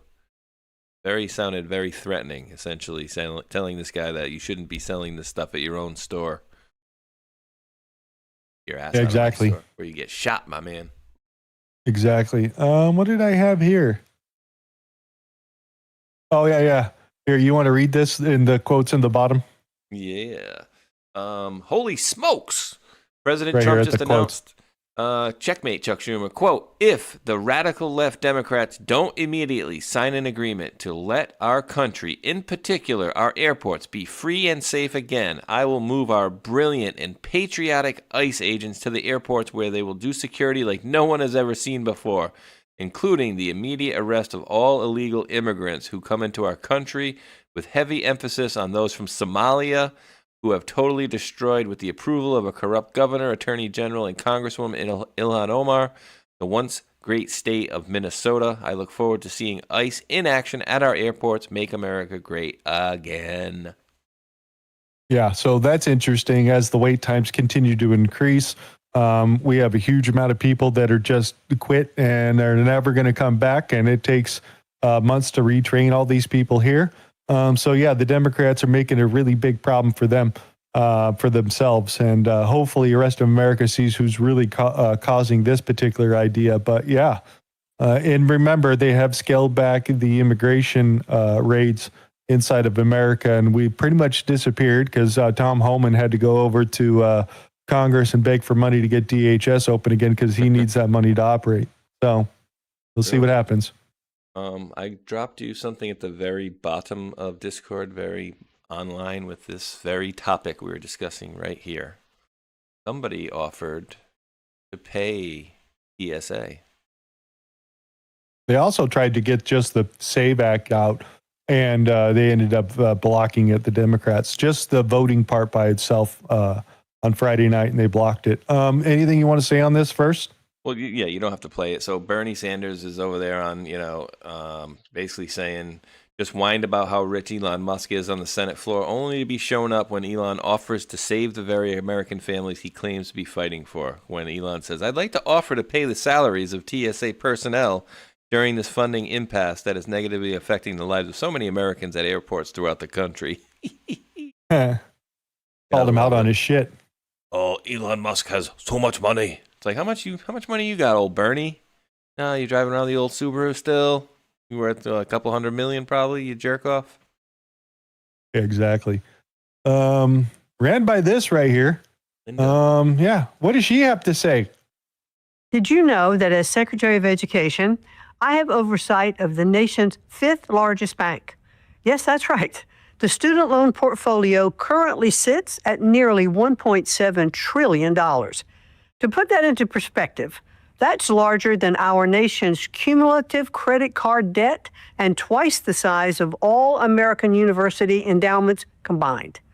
Clearly, something is not right. The Department of Education was never intended to serve as one of our nation's largest banks. And because of the department's continued mismanagement, we have failed to help students gain the skills necessary to succeed in the workforce. Now is the time for a hard reset. That's why the Department of Education and Department of the Treasury today announced a historic partnership to better align federal student aid programs with those they are intended to serve.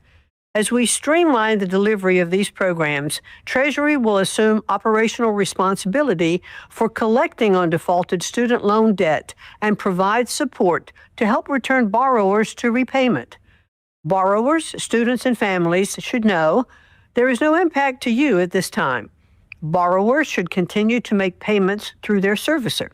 Students and families will continue to have access to the FAFSA form at the consistent and historic pace the Trump administration has delivered.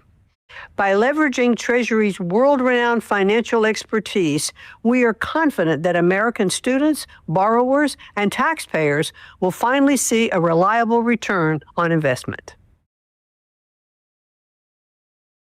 So yeah, pay your bills is what they're basically getting to as the first round of 1.7 trillion needs to be started being paid for these loans itself. So they're putting it together for the end of the year to basically collect what you're going to owe. So if you're working, we're going to garnish your wages because you're going to pay back the education that you took. Because it's you can't charge it off in bankruptcy court, just like medical stuff. So you're screwed. So what are you going to use your liberal arts career for? Oh, Starbucks? Sorry. I mean, dude, it's so out of control, right? And Give me a quick 30 seconds. You got so many of these people that took student loans out that, you know, don't use their degree for what they, you know, went to school for. How many people say go to school for journalism or something like that that are working at the local Target or, you know? I know plenty of people that I went to high school with that when I was working, that they went to college, I did not, and I was making more money at my warehouse job than they were doing with their college degree. So that becomes the problem as far as, you know, they should be having placements or better placements, job placement out of college for folks. And maybe they do, I don't know, but they should be guiding these people to jobs, kind of more like trade schools do. They, you know, like we have a New England Tech here in Rhode Island. They're good with computers and I think law as well, but definitely computers and stuff like that. But they basically tell you like, hey, when you come here and you go to school here, we help place you into jobs afterwards, which, to my understanding, a lot of colleges do not do, or most colleges do not do. And I'm grabbing that link for tomorrow. Yeah. For what? Linda McMahon, dude. Yeah. What was that price tag? 1.7 trillion. 1.7 trillion being the third largest bank in America, with the amount of debt that needs to be repaid. Just 1.7. So this is not. Yeah, 1.7 trillion. Okay, just 1.7. And just imagine, maybe 30% of it's fraud, maybe 40% of it. Crazy. 1.7 So let's go trillion. So let's go check around at Somalia has implemented a one-person, one-vote ID systems for their election. If a third world country could do it, the United States can. Look. Authorities have started issuing voter ID cards across Mogadishu as the capital Somalia? prepares Really? for its first direct municipal council elections in decades under a one-person, one-vote system. Printing at the Somali Independent Election Committee headquarters operates around the clock in 2 8-hour shifts, producing an estimated 30,000 to 40,000 cards daily. Each printer turns out 2,000 to 3,000 cards, really poor country. and officials expect to finish printing. Look at that. They got voter ID over there in Somalia. Because it's the first time they've had general election councils to run the government over there in like 20 years. Such a poor country. See, that guy had like 3 gold rings on his hands. Yeah, they don't want any cheating in their elections. They think that would be bad. I wonder why. I mean, dude, you know, I really think, Hulk, the best course of action going forward is just to keep paying, you know, Dominion, ES&S, like hundreds of millions of dollars, and that way we know we'll have our vote locked in within a few weeks, you know? We don't want to do those nasty paper ballots and then have, you know, the election numbers tallied up all on that same night again. Like, what's the fun in that? Ooh. Oh, my word. Yeah, exactly. You spend hundreds of millions of dollars to get our friggin' election results delayed. Make that one make sense. Exactly. Trump revokes 2,000 Indian CDLs with a prime minister of India on the phone itself. So they pulled he signed an executive order, says no more. You can't do CDLs over in California, Washington, and all that. So here's comments. What are you doing? Okay. What are you doing? No! No! Listen to me! No! No! No! Okay. That's such a good job. You will go to jail now. What are you doing? Bloody F you. Bloody F you. That's funny. Bloody F you. But 200,000? Did he really do that, though? Let's see what the community noticed. I thought it was funny. Videos fake depicts a growing racism and hate speech in other Trump's America. Yeah, so I don't know. I just thought it was funny. Any document either. Okay, but he needs to. And I think they're gonna start looking into it. Dude, was it this show I did it on last week? That guy, I think it may be in the Sunday show, but did you see that video of the dude falling out of the friggin' tractor trailer? I kept playing. I think I did it on my Monday show. Actually, I remember Lisa laughing, but. This Mexican dude, like literally the door opens and he falls out. He like rolls out head first. And like, dude, I was just laughing so hard. I played it probably like 30 times over and over in a row. I'll find it if you haven't seen it. It's definitely worth a watch a few times. Exactly. Rad, where was the other clip? This one. What does it says right here? Give me the breakdown on here. Actually, we want the other one first. I don't want to read their stupid article. FCC granted ownership of rural waves to approve a Netstar and TGLA or what? TEGNA, which basically made like one of the largest broadcasters. Approved Nexstar $6.2 billion acquisition of TEGNA ownership over the rule waivers allows them to combine the entity that controls 265 TV stations, reaching about 80%. 80% of the household market is exceeding the prior 39% national audience cap without a full commission vote. Trump, February 2026, endorsed the merger aimed on countering national network influence, preceding a swift regulatory nod, but the Democratic FCC Commissioner Ann Gomez criticized the process of opaque and illegal, potentially prioritizing corporation consolidation over public interest. So, yeah, it's huge. This is one of the largest broadcasting groups now that just got the okay out there. So, just things to pay attention to. What do you call those there? Monopolies going on out there, especially with Paramount. Boy. Here, you could read this on the right. You want to go through this real quick? Patrick Coffey's post reveals unreleased February 26 Nielsen data showing linear TV at 47.4% of U.S. viewing time versus streaming's 1.9%. Making the first monthly reversal since tracking began in 2020 and challenging the dominance of on-demand platforms.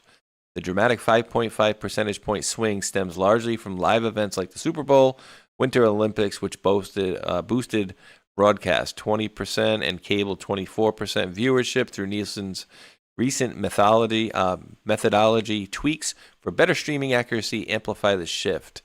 This anomaly scores. That's good. I just want to point out that they're saying it's the first time since the streaming services come online that more people consumed the same type of content on Cablevision than they did streaming. Huh.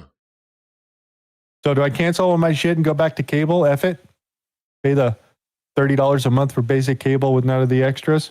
Yeah, show me where you can get basic cable for $30 a month, dude. It's ridiculous here. I mean, I told you, right? Like, I was paying, I think it was like $170 after taxes. So the bill was $170 after taxes for basic internet speed, not a gigabyte up or whatever, and basic cable, which is, you know, PBS, NBC, Fox, and whatever. So 4 channels essentially, and basic internet for $170. I got rid of that, bumped up my internet speed. I have just the internet, and my bill is now like $67. And I watch everything that I need through like my Xbox on streaming, or, you know, cast from the phone or whatever. But I have no need for it. And the funny thing is, dude, I've told you this before. You get one of those little $20 antennas off of like Amazon, the flat ones that look like a laptop. That's what I watch the Super Bowl on. Yeah, super thin. Dude, I get like 12 channels, and they are super high def too. Some of them I actually had when I had the cable box here as well. And the they look better. They were better than the cable box. And I'm like, wait, what the hell? The only thing I did notice is on certain channels, the audio is a little lower on certain channels. But I mean, dude, for $20 one-time fee versus, you know, an extra $100 a month, hell no.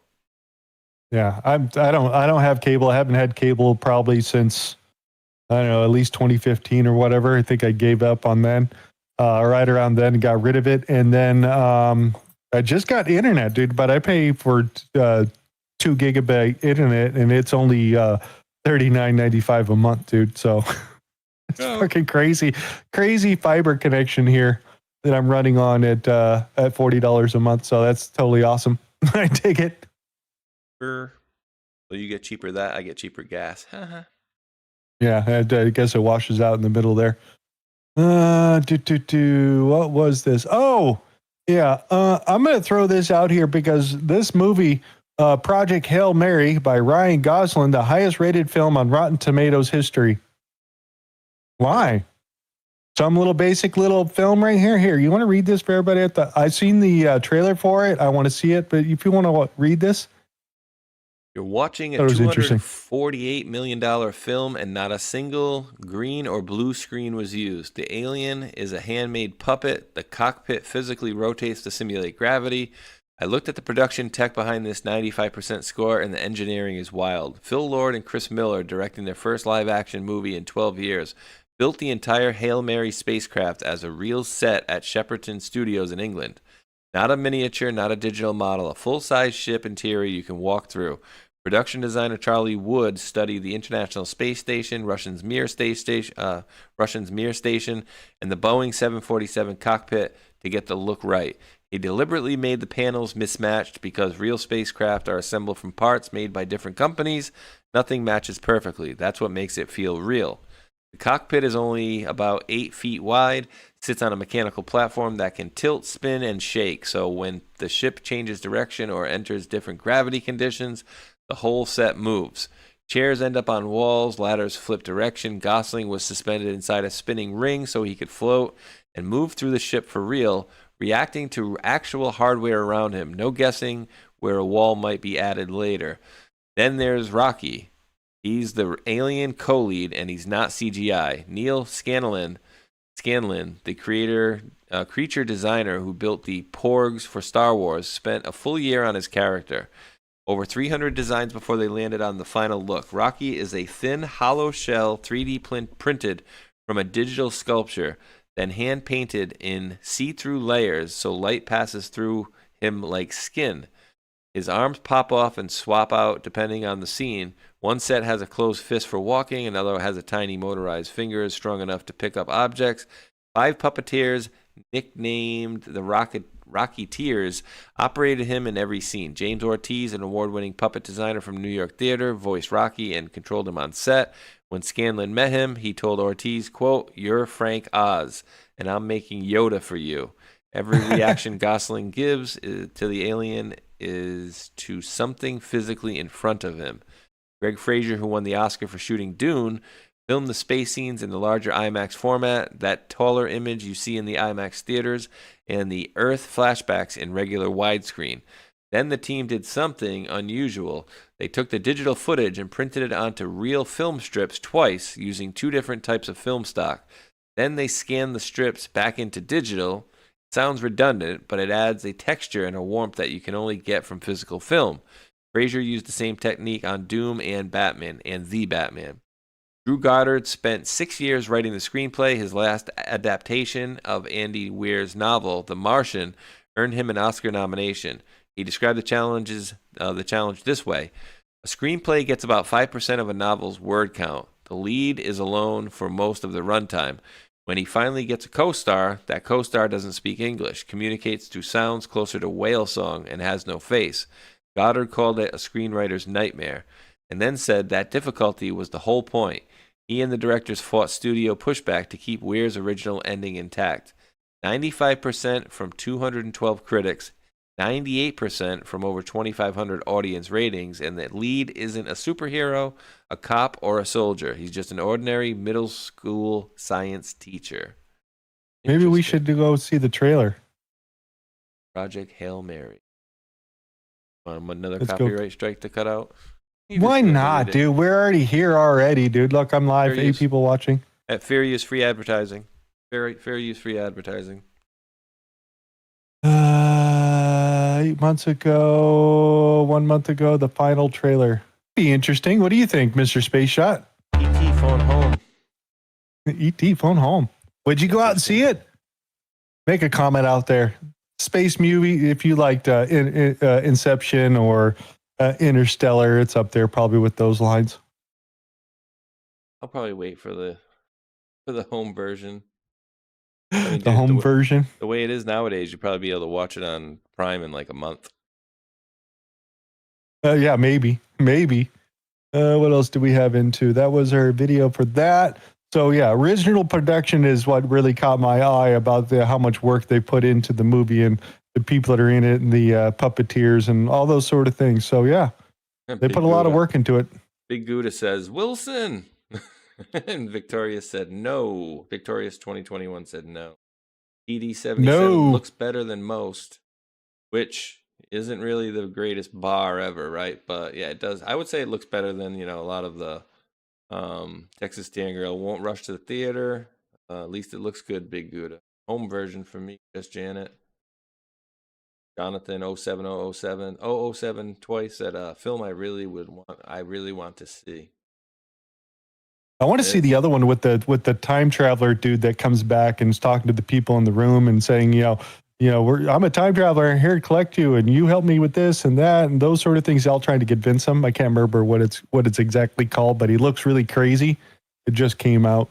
Ooh, Agent Deep Eyes saw it 2 days ago. It's really good. It's 2% woke, but it doesn't get into the way. 8 out of 10. Appreciate that. Yeah, there you go. Sean Linane says, waste of time, methinks. And then 33605 says, don't go out for movies. Wait till it comes to me. I don't like spiders and snakes, GeoCube says. I think the last one I saw was the last movie you saw in the theaters. Put it in chat now. I saw the last Avatar movie. Can't even remember, dude. Honestly. Come on. But what was the last one you saw? Did you go see it with the kid? Or you go see it by yourself? Avatar? No, just a movie. The last movie you could possibly think of. I can't. I don't even. Not even. But Hulk, if you got Melina. Melina? Well, that's what KMAE said. 62. Two Melinas. War Machine. Is that a movie, Melinas? Yeah, Melina. Yeah, that's with Trump's wife.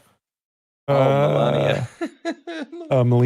Melania. I'm doing my coffee. Sorry, I'm freaking crazy.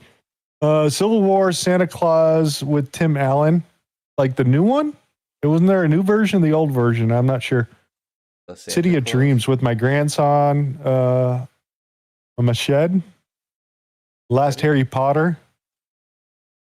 Christmas in Gettysburg. New Tron movie. I missed that. Wasn't that Ryan Gosling too? I think. I'm not sure. Tron? Yeah, I don't know who. I didn't even see it. It's too woke crap for me. Star Trek, when J.J. Abrams did the reboot, that was actually pretty damn good movies they did. Into the Darkness and the rest of those. I really, really enjoyed it. Ooh, Hulk, I did drop that. Maybe we'll keep that for funnies later. Rumble Wallet. Oh, let me go look. Use this. Hopefully, I think we can put it in there. How about that? Huh? Yeah, I do. Let me do a quick refresh because it looks like it's freaking out on me.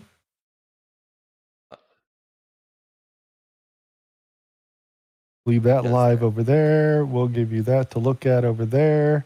And let me go over here.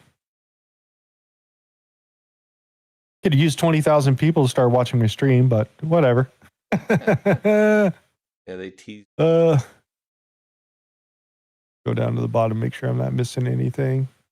At 20,000 people, you could read an ad for a lot of money, but we'll never have 20,000 in here live. All right, I'm going to hit the Rumble Wallet one over here. Akai, heading.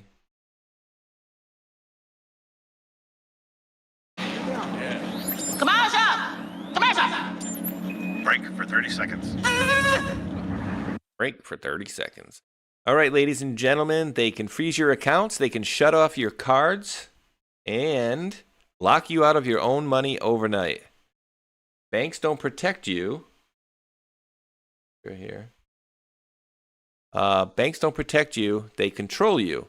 That's why real financial freedom starts with ownership. And you know what, Hulk? Hold on one second. Up something.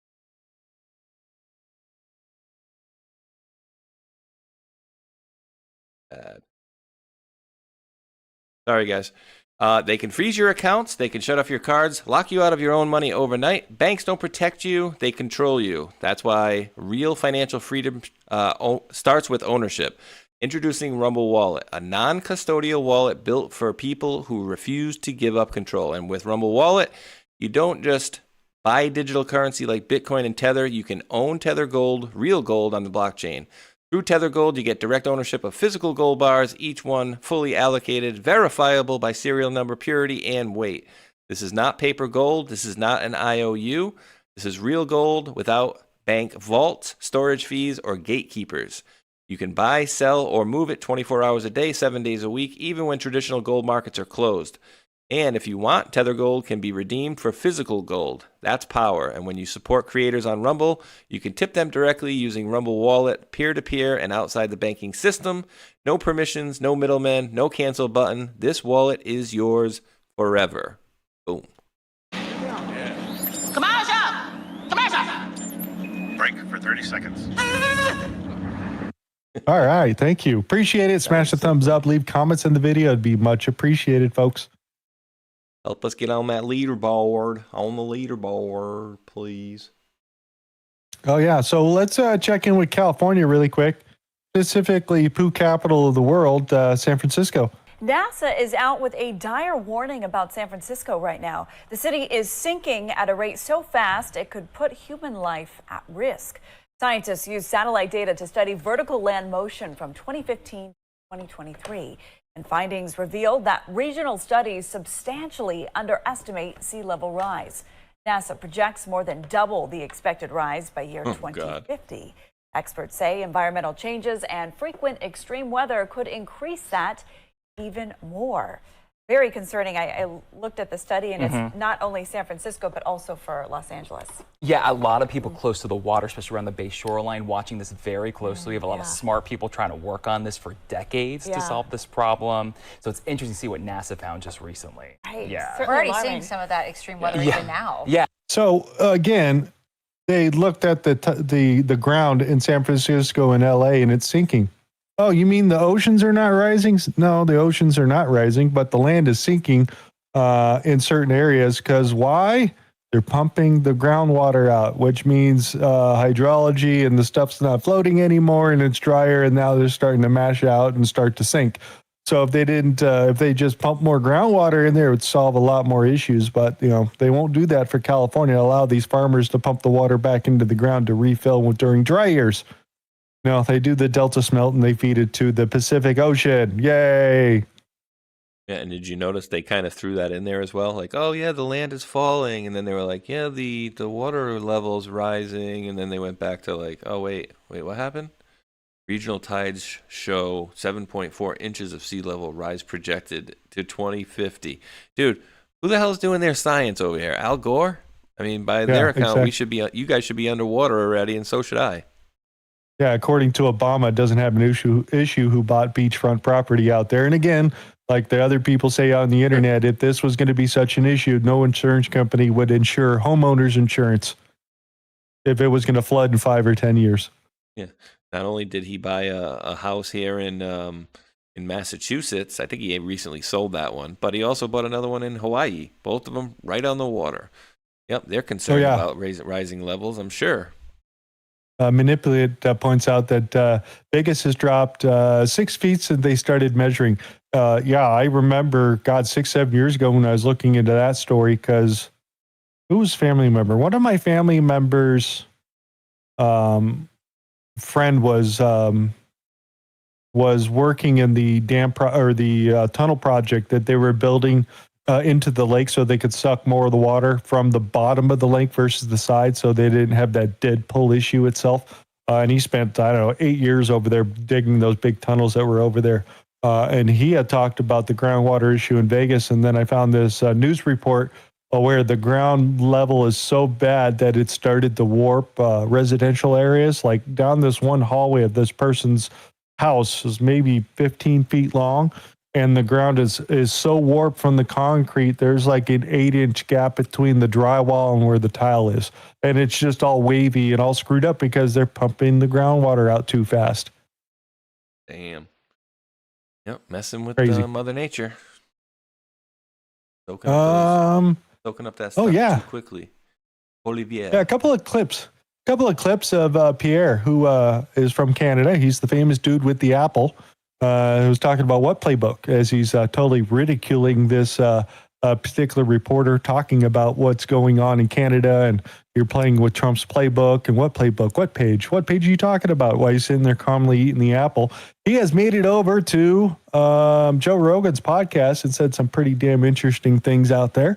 So I thought this was a pretty great little interview. He did give Mr. Joe Rogan a gift over here. I thought was pretty cool. Anything you want to say about him before I play a couple of these clips? I wanted to see the gift. Here it is. Do you mind if I present you with something right out of the gate? Sure. All right. This is from a gunsmith and machinist in Calgary, Alberta. His name is Jay, and he's designed. Look at this kettlebell. Guess what the weight is? 70 pounds. 70 pounds. That's the weight you have, and it says on the front here, Jamie. It says here on the front, Jamie, pull it up. So we've got that. We've got, you see here, some other stuff for a stand. Wow, that's really cool. Look at this stand here.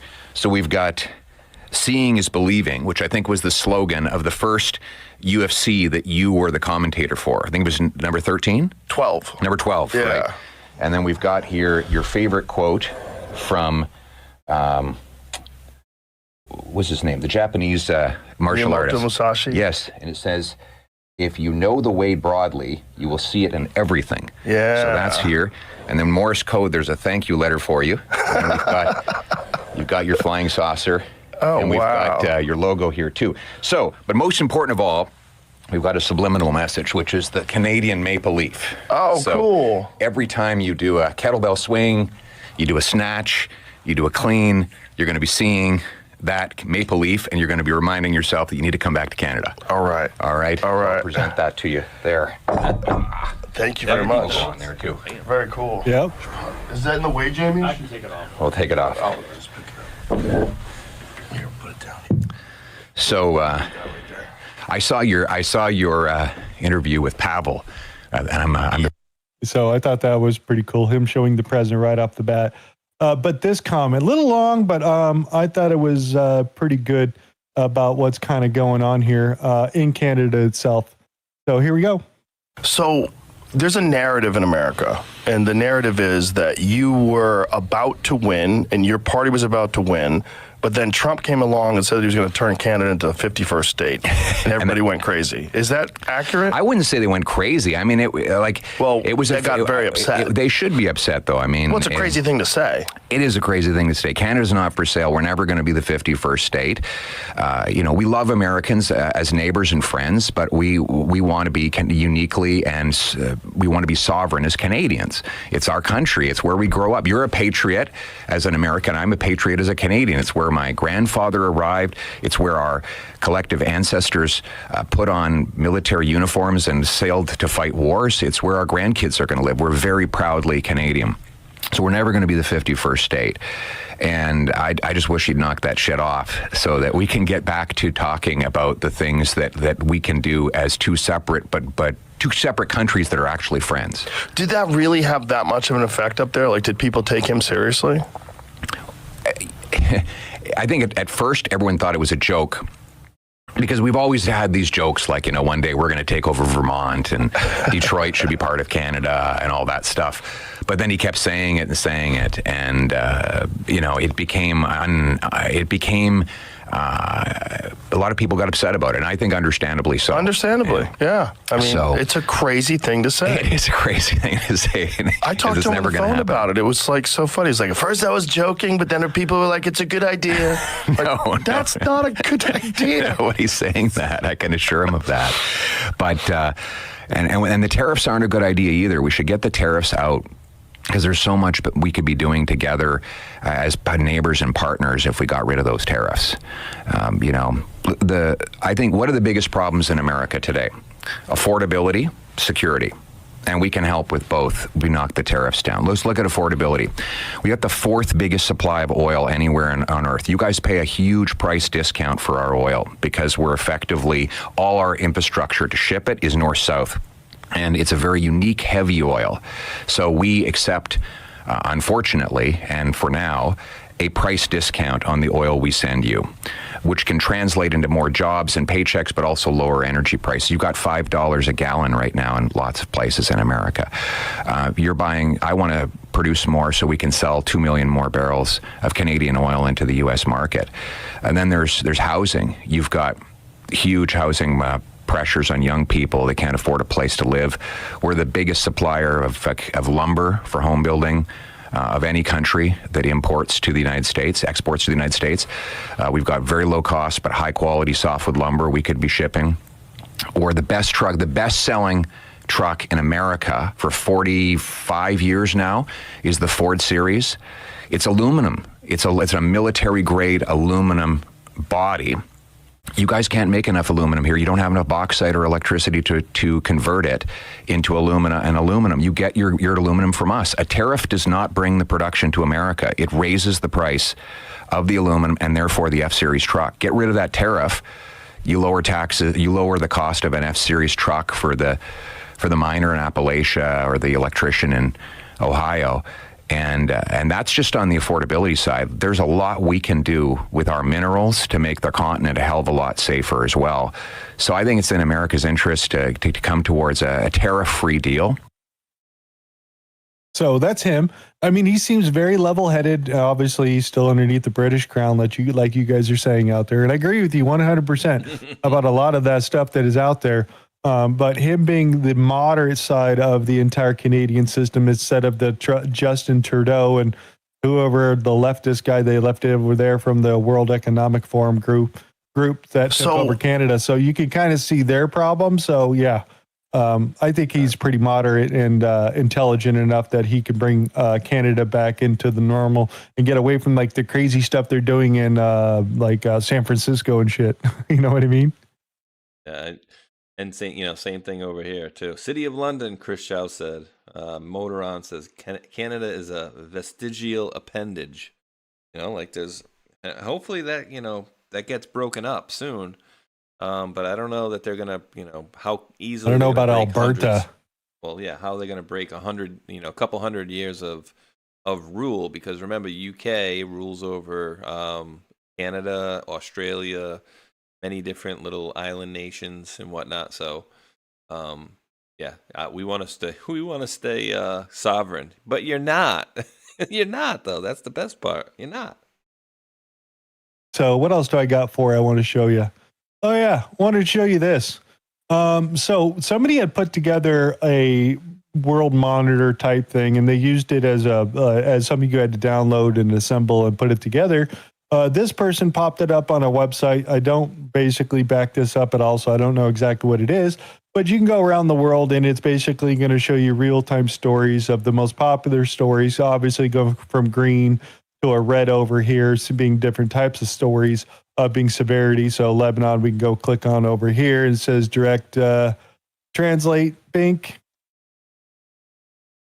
Come on, hit the little translate button. Let me hit the little refresh button here on the whole page really quick. So basically, it's news reporting was what it comes down to. So let me get back into here and see what it says. There it is. No, it didn't. It didn't translate it. The last one it did. Let's pick a different one. Trump envisage des radios gladiantes. There it is. Russian newspaper, they are demanding that Syria open up the front on the border with Lebanon coming from the opposite, and then it'll have the link or whatever you want to go to it. So I just thought it was kind of cool. I don't know how relevant it's going to be. I just kind of stumbled across it here as I was cruising around looking at stuff here. Trump rejects ceasefire, lifts sanctions on Iranian oil, bombing of Iran, Lebanon, and U.S. Indian Ocean base. Checking out. So I was going to drop it for you guys out there if you guys wanted to play with it or whatever. I don't see anything bad about it yet, so I don't think they're going to steal your information. There's no login or anything like that. It's a news aggregator site, as pretty much I could see. It's getting it from any feed across the world itself. So it's just not American media. It's going to be all the media itself. You can read just the chain itself and read through what they're exactly posting without actually having the map up there. So Can add a couple of times here and there, but yeah, condemns Egypt condemning Israel for bombing Syria. I feel like you're going to see a lot more of that soon, dude. You're going to see a lot more of countries condemning a certain country for kind of going above and beyond. Exactly. 22 countries condemn Iranian attacks, blah, blah, blah. What was the other one right there? Just checking out just to see what's going on. You guys can hang out and enjoy it, see what you guys want to do with it that is out there. Targeting critical infrastructure in the UAE is not a good idea for Iran, but hey, but you will. And remember, that's the pressure campaign back, right? Trump's pressuring them to get rid of them, and they're going to start hitting all these different places to get him to stop, essentially. Yep. Ain't going to happen. So there's your worldview right there. Stocks, it's got TV. You could do TV stations, stocks, or whatever they're moving at. There's TV in here, a whole bunch of other stuff you can get. Again, I don't know what Bloomberg is where they're going to. They even got cameras in here from around the world if you wanted to get in there, local areas. So it's definitely getting into signals intelligence type things and those where they're getting their information. So that's why I liked it, because the amount of information you can get out of it in one location without going to a camera feed site, news site, you know what I mean? So there it is. Not in the United States today? There's always stuff going on in the United States. What's 40? Okay. That was number 6 on Boston. It's 6 stories out of Boston. Oh, 6. And it's going to go by geolocation. Trump administration sues Harvard. Nice. Boston City Councilor demands body cam videos showing fatal shooting to be released. Judge releases last of the 3 immigrants detained by ICE raid. Coat factory. Yeah. Burlington. Woodington. Puerto Rican. All right, you ready to go on to other stuff? Boodington Coat Factory, he used to say. Going to Boodington. So it ran by this video right here. What the? What? Yeah. Bridge failure.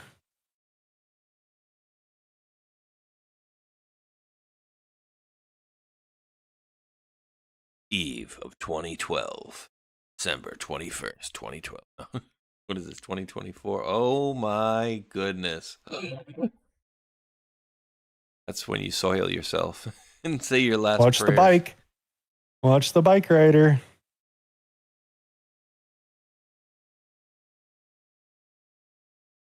Oh, I think he made it. Yeah, you need all 4 views of it. As imagens mostram diferentes ângulos do momento exato em que a ponte Juscelino Kubitschek desaba em 22 de dezembro. Holy. Yeah, let's go back to the combo view. I just wanted to see what it looked like. And that person just goes flying. Then it's going to break down each individual one. So I just wanted to show you that. It's definitely no parking over there on that side. Oh, so next video I got just for you. Read right up there at the top for everybody. When 45-year-old Floyd Mayweather violated a YouTuber for stepping in the ring with him, he called out his mom mid-round. You ready? Floyd's in the yellow. I'm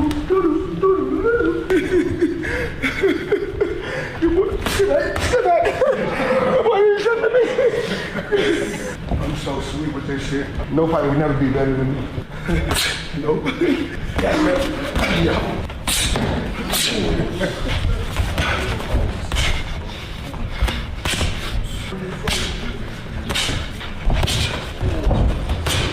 Bums, bums, bums, bums. I'm so cold. I'm almost 50 years old. Damn. Whoa, whoa. Good jab there. Whoa, whoa. Yeah.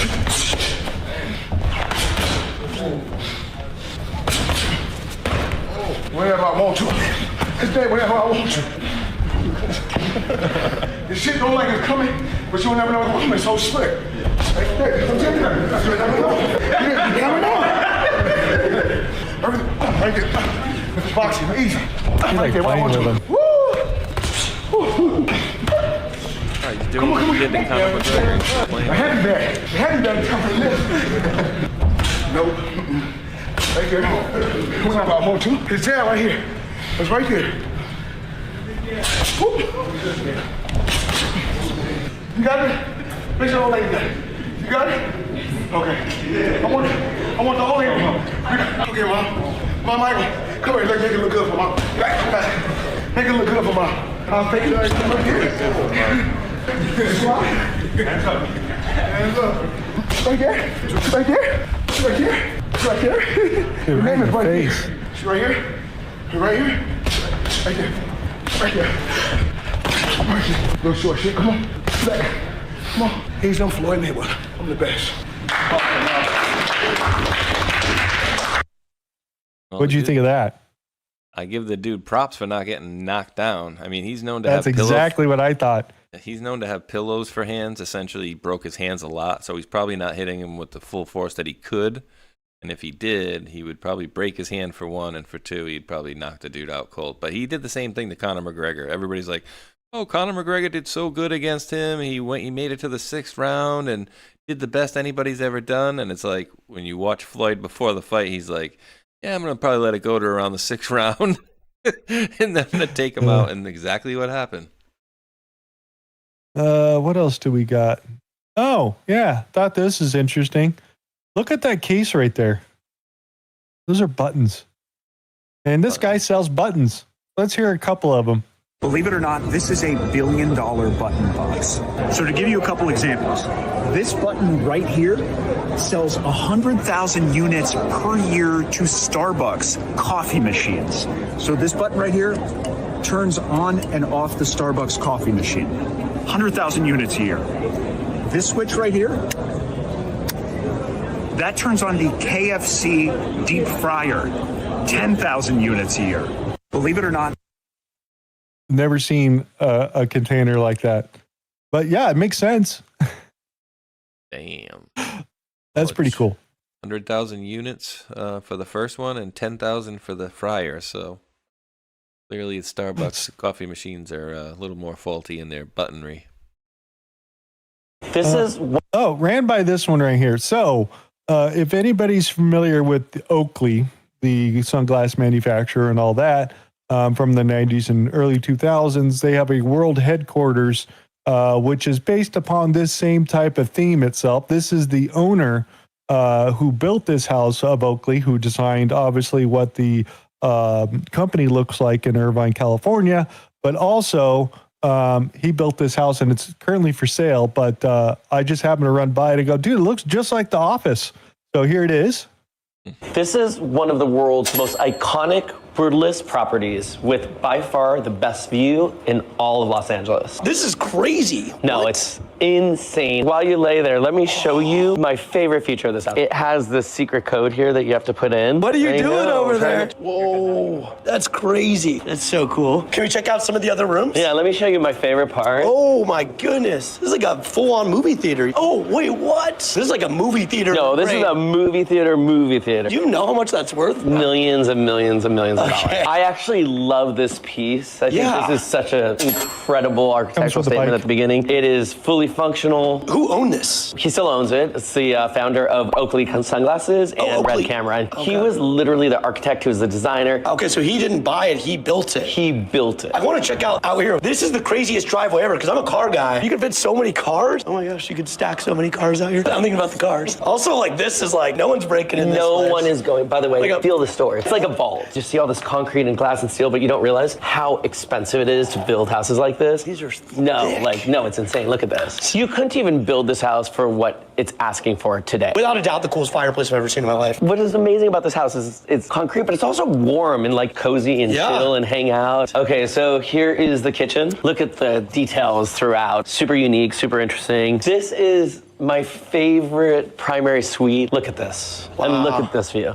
And then you go back to this insane primary bath. Look at this bathtub, what? We were trying to figure out if this is like Lord of the Rings, because he shot Red Camera. This is all part of his movie life, entertainment life. Someone will know what this is. Somebody say so in the comments. I don't know if you saw this, but the shower is huge. And you got the double. I feel like that's peak. That's a requirement, hopefully where I live, get the double shower head. And then obviously you have like massive closets. Wow. You have 2 dual offices here. Again, wow. With the view, wood floors. I'm like in love with this right here. The next part of this house, I think, is the coolest thing ever. You go down here to a massive room with a massive space. Wow. This is all about living. Because it's like contrast from the upstairs where you have a lot of glass and windows. Here, it's just cozy, it's intimate. You have wine cellar, you have safety room. Oh, and these are temperature controlled, of course. Hydrometer. I don't even know what that means. I think what's so cool about it is it's not just a house, it's like a piece. Dude, that fucking fireplace over here in the beginning, dude, that looked like something you'd see in the bottom of a basement from Home Alone. Look at that thing, dude. Thing's badass. That fireplace thing. Stainless looking. In that kitchen? I mean, dude, when you see this, and if you go look at a picture of Oakley's World Headquarters, you want to Google that really quick? Oakley's World Headquarters? You'd be like, holy shit.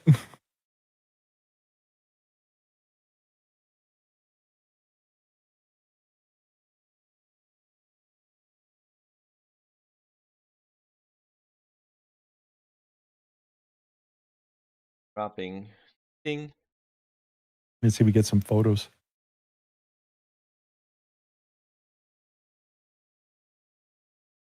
Thumbnail showed a friggin' picture.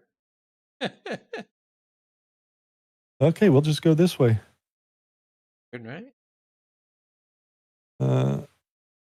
Put world and then. Oh, that's right. They call it World. Oops.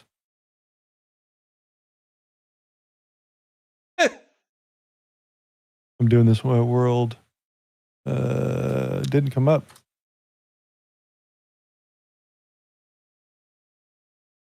Here's bad as There I it am. is. Let's see if they got a picture of their property. No, we want to go back.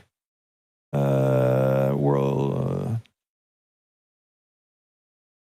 What the hell? You keep putting words in there. I got one for you. Here you go. This actually shows the picture of Ding on this Images. website. This dropped you the link. Dropped you the link.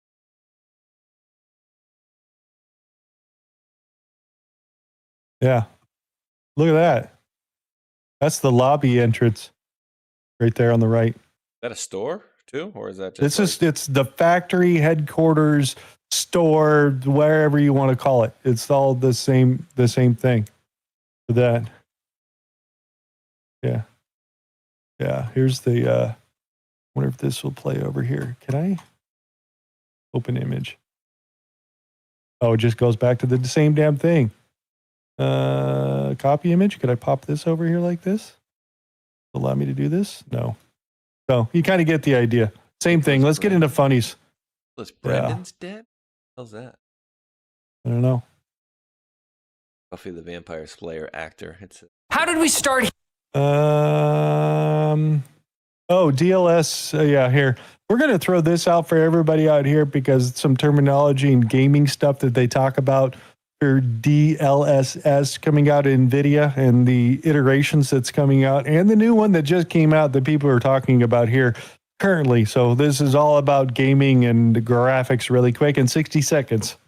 How did we start here and end up here? This is every DLSS version in 60 seconds. 2018, DLSS 1 used AI upscaling that had to be trained per game. Results, just okay. 2020, DLSS 2 used a better universal model, was way sharper. 2022, DLSS 3 added frame generation, increased FPS using AI-generated fake frames. 2023, DLSS 3.5 added ray reconstruction, AI-powered denoising for ray tracing, better lighting. 2025, DLSS 4 used transformer-based upscaling and 4x frame gen. Huge FPS boost, but stirred the fake frames controversy. Early 2026, DLSS 4.5 pushes frame gen to 6x. And coming in fall 2026, DLSS 5 will run every frame through a generative AI model in real time, taking a shortcut to photorealism. Early demos show undeniably higher fidelity, but most people think it makes characters look positively sloppified.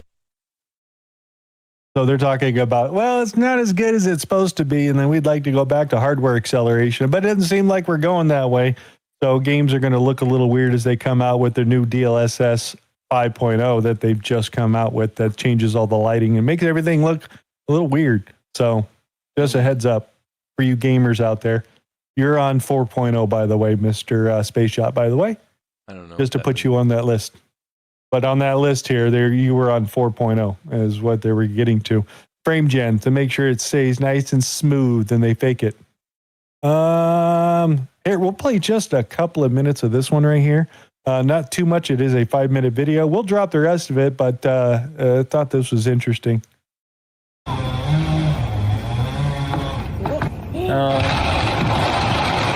Holy! Oops.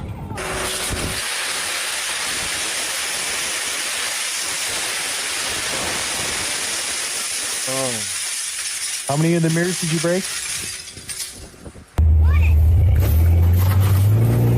You just tear the house down, right? Shit, now what do you do? That wasn't a good idea. Oh, didn't know about that route, huh? Oh no. Coming!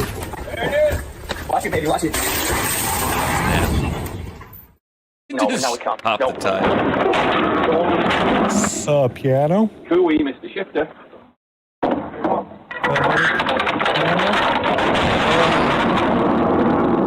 Hey, that's a good tune. It's in tune. He's smiling.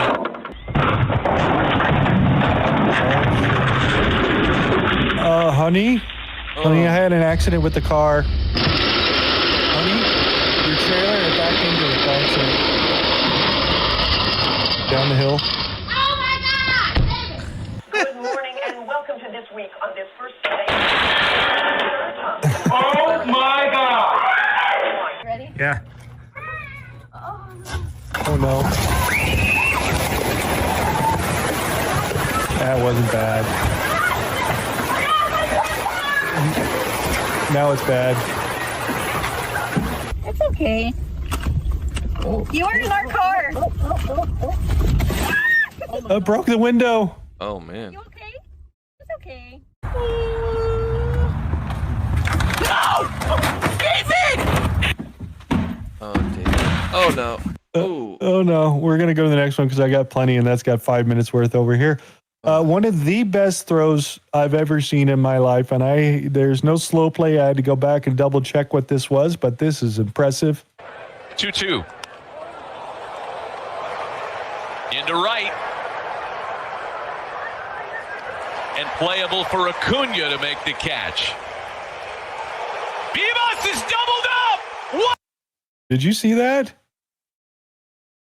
Cannon. Look how this thing comes in right here. He's not even at the base. He's got the ball. He's tagged out right there. Crazy. From right field. Got to do a good job of pretending the ball's not coming at third base. Into right. Yeah.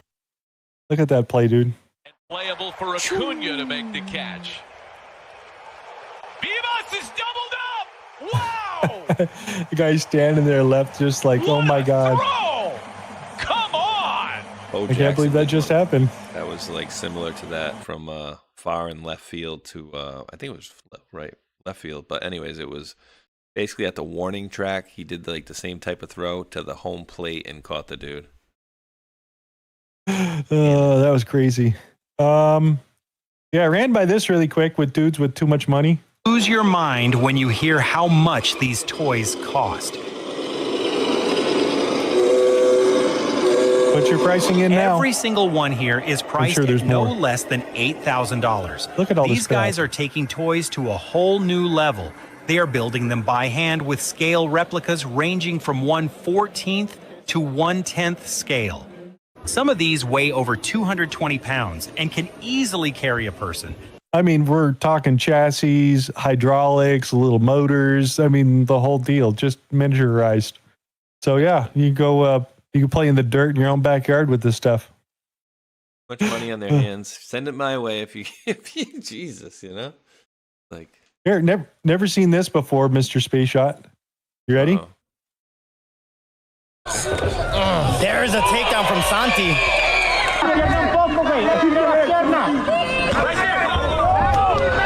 I like that he's got his butterfly.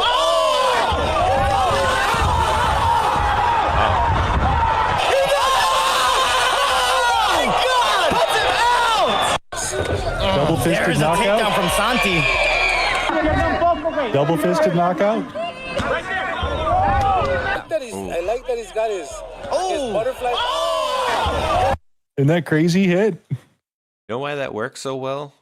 And it just kind of, you can hit somebody from one side, right? Like you seen he did in the very beginning. So what knocks you out is your brain bouncing around in there. You have actually that knockout spot on your chin. So you get hit on, say, like the right side of your chin. It hits like a switch essentially on the left side of your jaw. And if you hit on the left side of your jaw, it hits a switch on the right side of your left side of your chin, right side of your jaw. But that one, it seemed like maybe one punch, because even though they were the same time, one punch that looked like it hit like a millisecond before the other one. So it was kind of like one way and then the other way. So if you hit them both just enough to reset. Together, yeah, if you hit them both exactly at the same time, it would just been like a hit. But it seemed like it was like one hit was more off to one side, and then the other side came in like a millisecond later. So it basically shook his head side to side really quickly. Boom, boom. That's what knocked him out. That's great. I've never seen that before. I've never seen somebody get knocked out from the bottom, or somebody from the bottom knock out somebody like that on top. All right, what else I got for you? Oh yeah, guess who showed up back over on Channel 5, the same place that was doing the Hunter Biden interviews? How long have you guys been together for? Going on 2 years. So right around the time this thing first cracked off? Yeah. What's your nickname? Pookie. No way, that's you? I love you, Pookie, forever! Yeah. Oh my God, you're kind of a micro celebrity too. Yeah, you are. That's crazy. Pookie's been here this whole time? Yeah. I thought Pookie was like the boyfriend from before everything happened. No. Damn, Pookie, that's what's up, man. How long have you... So Hawk Tua is back out from underneath her rock after the crypto scam all hit the dirt, and she disappeared for... what was it, 2 years or whatever, and sold all her social media off and everything. So yeah, she's back around again. I got one little clip out of her interview, but yeah, did you ever thought you'd see her again? Nah, I thought once the whole crypto thing, she was done for. But apparently some people want to, interview this moron. So I haven't heard what she said about it, but let's see what they had to say. So the day that the coin launched, my Hawk meme coin is live! I actually had, I think, 2 podcasts that day. We were in California when it happened, and the guy that was in the room with us, the one that was like operating the coin, we noticed he was like pacing around everywhere, like nervous, and I was like, is that normal? Like, why is he acting like that? Because, I'm doing a podcast. I'm not controlling the coin. But after all that, and we finished all the podcasts, everybody just kind of went out of the room and they looked concerned. And I was like, what is going on? Like, I don't understand what's happening. And they're like, oh, nothing. You ain't got to worry about it. I pull up my TikTok and the next thing I know, oh, yep, Haley Welch is going to jail. And I was like, what did I do? Why am I going to jail, It's done every single day. Like, it's normal at this point. Like, normalize it, What? Talk to. Ooh. Talk to is a little chunky. Got a little in the face. A little face fat. Yeah, a little extra going in there. So she showed back up. Can you give me a quick 30 seconds? I'll be right back. Yeah, sure. She's sitting on all that crypto money and sitting on her ass all day and doing nothing. What is this? Trending Mueller, trending with Purple Heart, FBI director. And again, guys, just going back until the drops, right? Can anybody explain to me why Robert Mueller met with Donald Trump? And then they say in the drops, well, it was under the guise of he wanted to be FBI director under Trump. When everybody out there should know that you cannot be, obviously, unless you're J. Edgar Hoover. They changed the law so you can only be FBI director for 10 years. However, even Robert Mueller was FBI director for 12 years. I believe they said, oh, it's some wartime stuff. We need to keep continuity and we need to make some special thing for him. But again, he was FBI director for 12 years, could not be the FBI director again. So why did he meet with President Trump before all this stuff went down? And then Trump made it seem like, oh, he was begging to get an FBI director job when he can't be the FBI director. I'll be very interested to see what you guys are saying in the chat about that in particular. Let's see if I'm back. About enough. So I was just rambling a little bit about Mueller and, did we ever figure out why he met with Trump before all this stuff when we know he could not be the FBI director again? Well, that was the whole military thing where he was ex-military and he could be put back into service or tried with treason for the stuff that he had done before, because he was the one that was intricately tied into the Epstein investigation at the time and making sure it stayed down there in Florida with Pam Bondi and the rest of the group.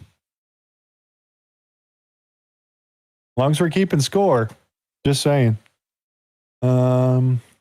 Okay, so back over on these fucking wackadoodles over here with Aiden Ross and all those sort of things over here. And again, I loosely pay attention to these things over here. But evidently, Blueface was one of the fighters from this brand Risk something, whatever. And in these text messages that do show here, this is supposed to be Aiden Ross at the top on the right, and the blue on the right over here is supposedly this gentleman here. And Aiden Ross is not wanting to pay him, and it says you and I should just kiss and make up. And there's allegations of being gay in here because he's a gay Jew. Are you rejecting me because I'm white, Jewish, and gay? Wow, anti-Semitic, homophobic, disgusting. So we don't know if any of this is true or not. I can't say it, yes or no. This gentleman is posting said screenshots over here, so you could take it any way you want to, but I'm seeing a whole lot more weird shit coming out of this particular group as the other influencers are hanging out around with Aiden Ross and whatnot. So he's not one of the... I don't know, dude. This is these text messages and they keep going about it. And he's like, dude, I just want to get paid. I'm here for a job and you're hitting me up like I'm a whore and all these things. And I'm not gay. I'm not into it. And just a big, long conversation between the two itself. You know what I mean?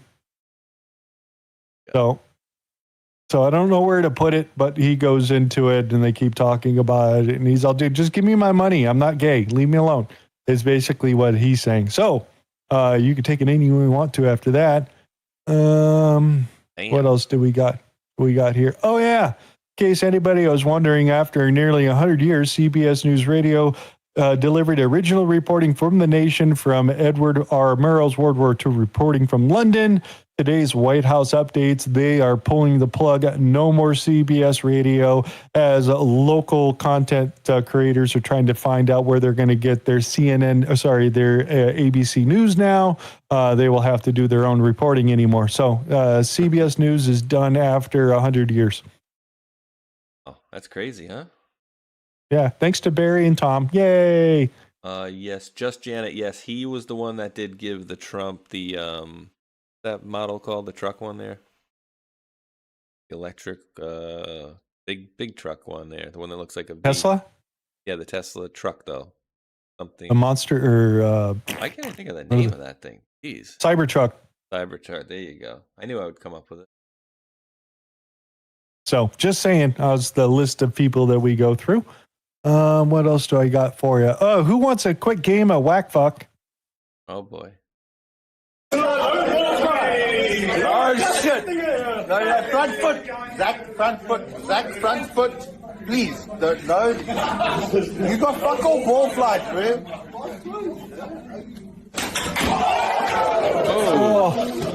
Oh yeah, we're gonna see that one again. Front foot, Zach, front foot. He won. Zach, front foot. Please, no. You got fuck all ball flight, man. He hit that little concrete box right there that the railing's attached to, and it bounced right back and hit him square in the forehead. Yeah, you won. You won prize number one. Play stupid games. Win stupid prizes. So what else they got? Oh yeah, skiing. Yeah, might as well get some skiing. We got snowers out there. Oh no! Oh my God, dude! Wait, go back to that one. That one was super fast. Oh my God, that dude was a rocket. What the hell was that? Oh shit! You got it. You got this. You got it. Yeah, I got it. Oh. We're going to high. Let's go. His name is John C.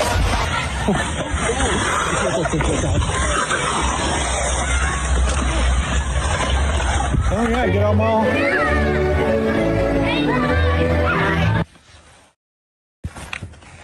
Oh mon Dieu! Oh shit. You missed. Oh my God. That is fucking great. Uh-oh. Oh, right off the edge. You're out of bounds.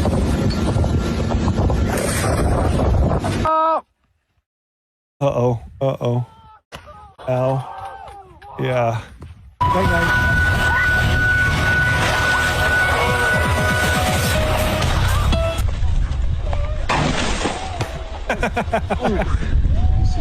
Oops.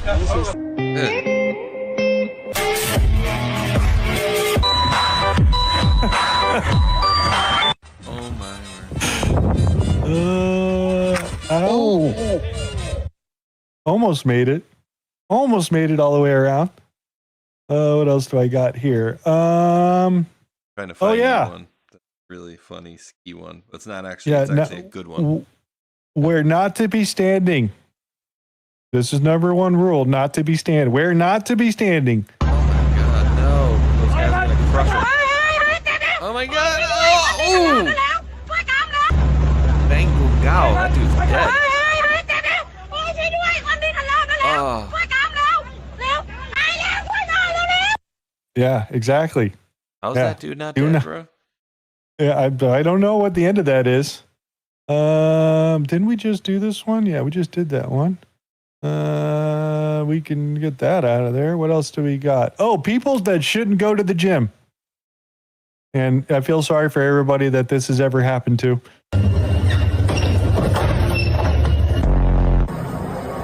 They say this is healthy, dude.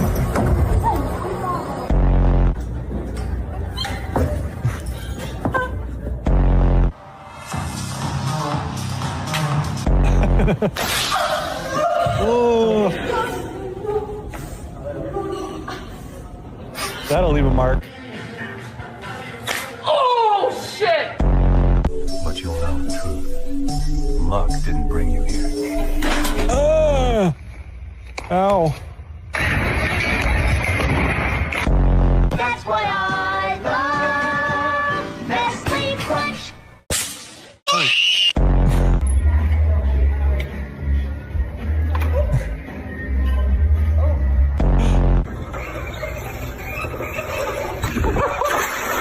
Ow. Remember those from the 70s? I remember those. I did that too.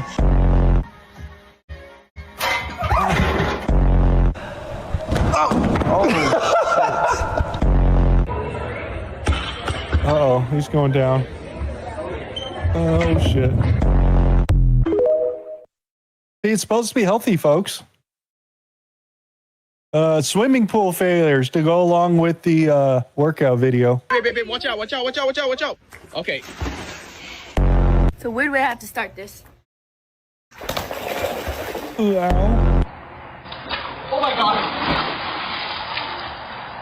Are you?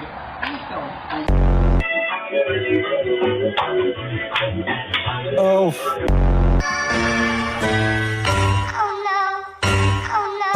What the hell is that, dude? Oh. Oh, shit. Bro, jump in the pool. I'm not gonna get in. He fell for so long.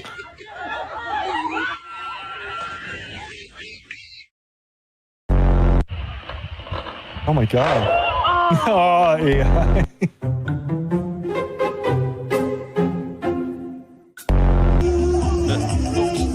Uh-oh, Grandma.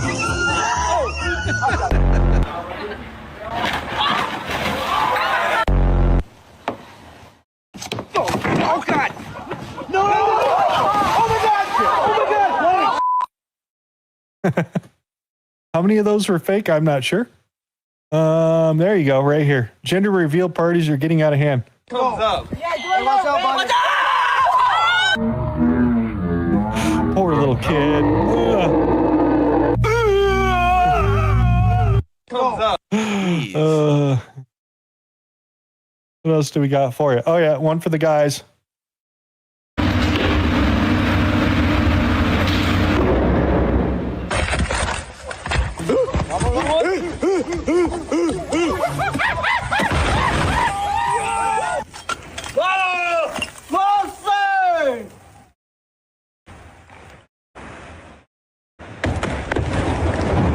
And the vet, man. Whoa! What?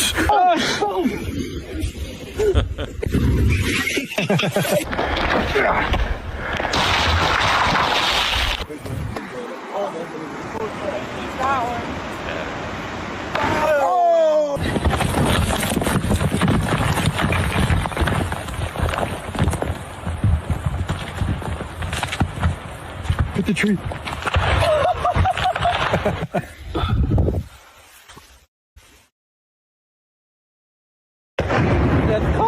Yeah. Oh my god. That's a vegan.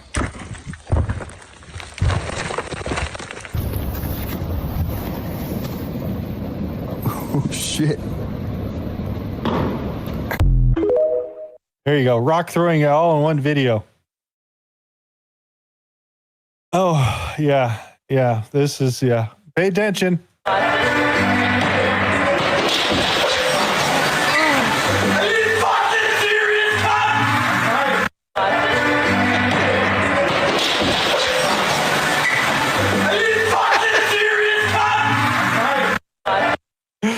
My face is a little hurt.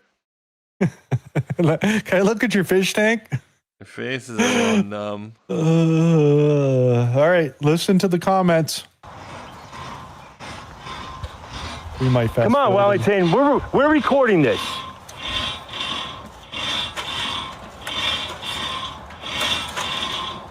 Come on, put the phone down and concentrate.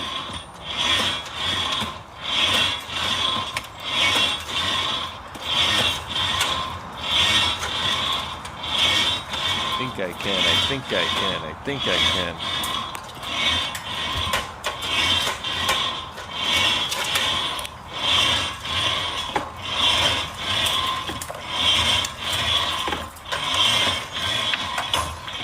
There you go. There you go. That tree moving around. That bush seems to be moving around a lot too. Take a break if you have to.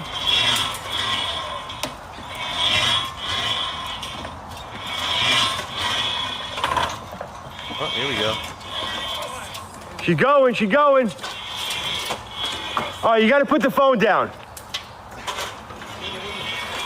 Please, please, put the phone down and concentrate.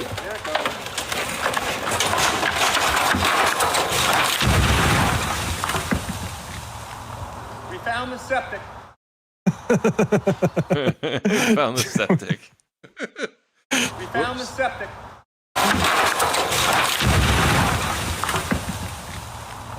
We found the septic. Whoopsie. Oh, that's awesome. What else do we got over here? We want to hear the Skid Row Sebastian Bach flying high on an airplane story. Flying high. His story about airplanes in Skid Row. Here. That's every day. Grandma went into town. What else do we got for you here? I do got your drunk trucker and a couple of ski ones as well. Jamie Foxx. Yeah. Sure, this look lighter lately, doesn't he? Yeah, it's the interesting comment that he says. I snuck my phone because I didn't know what the outside world was saying. And so I snuck my phone to see what people were saying. I've just been in this hospital and I couldn't get my mind around it. I had a stroke. I'm in fucking perfect shape. The clone shit threw me. Yes. When they said I was a clone, that made me flip in the hospital. That's it. These motherfuckers are trying to clone me. I didn't have a stroke. So I'm sitting in the hospital bed like these bitch ass. And then I saw me walk into my room. But I'm white. So I see the white me. But he had a Caesar too? Just not like you? all that, the white me. Okay, gotcha. And I'm like, and I'm trying to get their attention. And no one said anything. And I'm like, that's it. They trying to clone me. This motherfucker is all the thing. And so the next morning I was out of my bed. I was standing there like Chris Pratt in Jurassic Park. I was like, what the fuck? And Dave was like, what's up, Fox? I said, what's up, Fox? I said, I know what's up. You trying to clone me, motherfucker. I saw the white clone. And I know why you trying to clone me. You make me white, because I'll sell better overseas and all this other kind of stuff. So they had to call like my psychiatrist. I had a psychiatrist on board, and I'm sitting in this motherfucker. You read your conspiracy I'm theory, thinking and I'm a it said clone. yes. And when the psychiatrist says, "Are you all right?" and I says, "Am I all right or am I all white?" I saw what happened yesterday.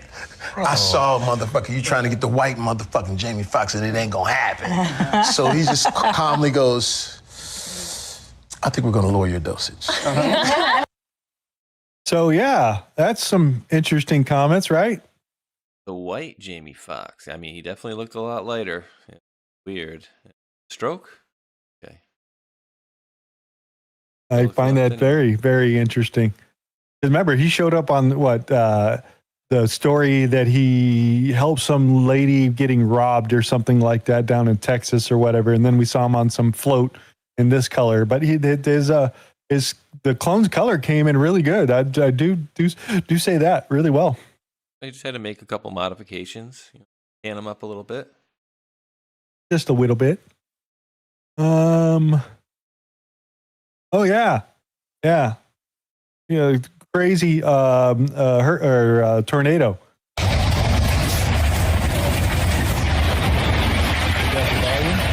Turn that down a little bit. Where not to stand, dude. This guy should be dead.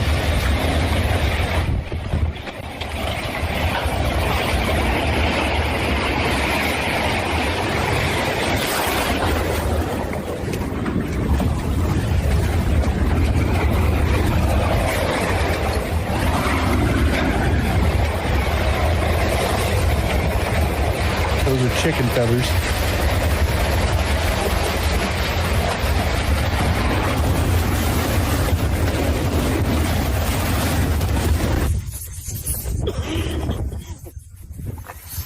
He's lucky he survived that.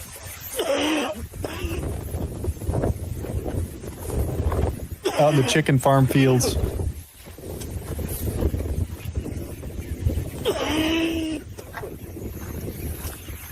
If you saw in the very beginning of that video, you could see he's on the right corner, and the tornado that came through his town was on the left corner of that. So just where he's at and what he experienced, and he's lucky to be still alive. That's crazy. Here, a lot of those are moving too, like a lot more going towards Ohio this year. Yeah, and here's another one. Windy in Texas. What the hell? Damn. Oh, damn, he took a shoe off, everything.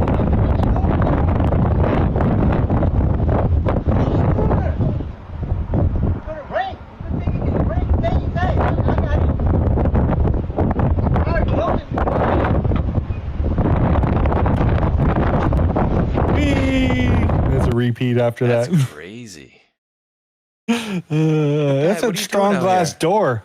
What are you doing out here, Dad? Oh, I can fly. So when you piss off your little squirrel friend next door,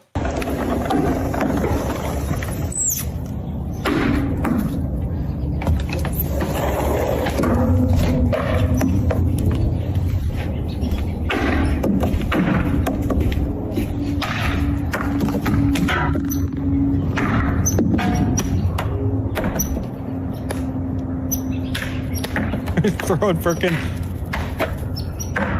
throwing seeds at you.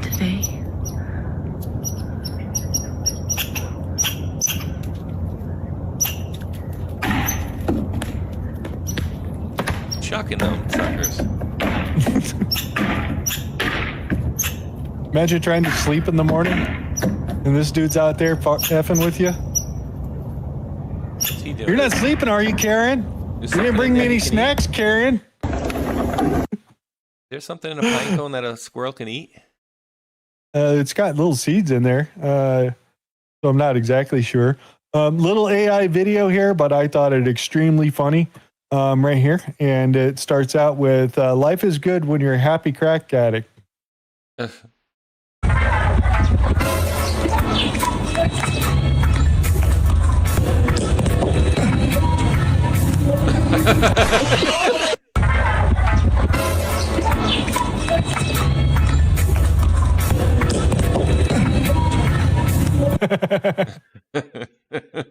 These pink flip-flops.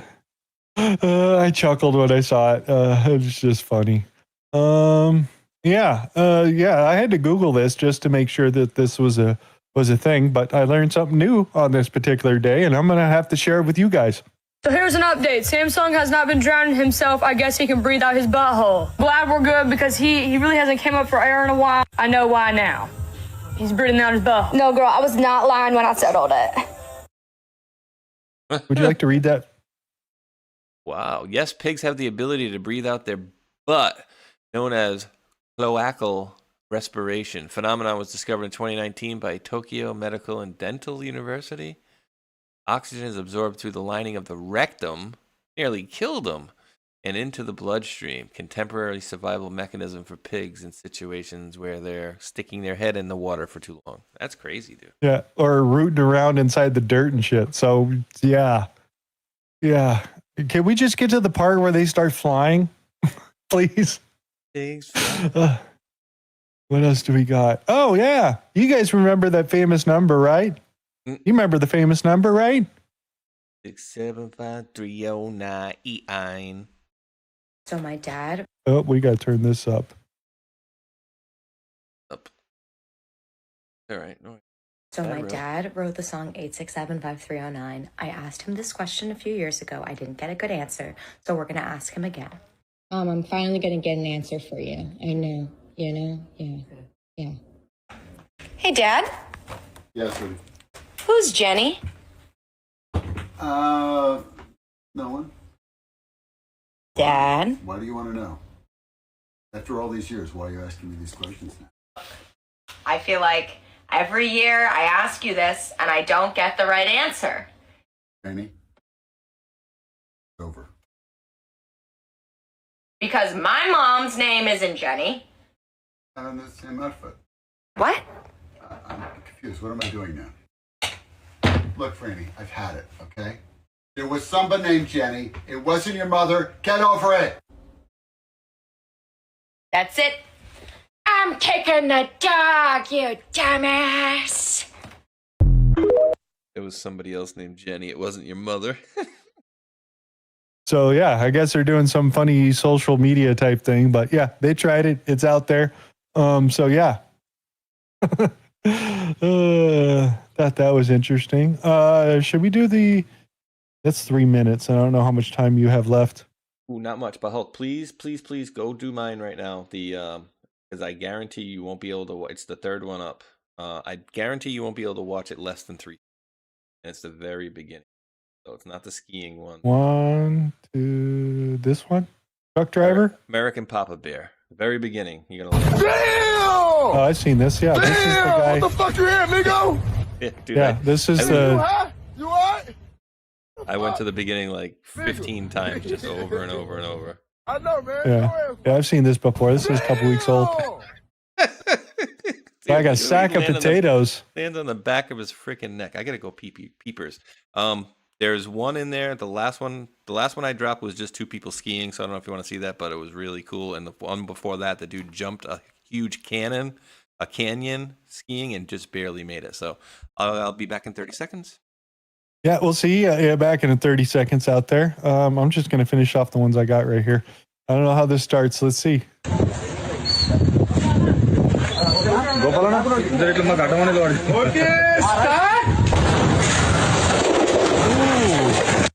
You see that?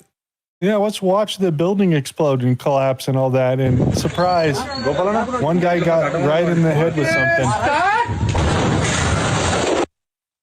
Right there. He got whacked. Keep your eye on the ball. Gave me permission to put it on social. And how convinced are you that? Okay, cool. We're coming up to the end right there. Let me grab some of the videos I got over here that he's got. I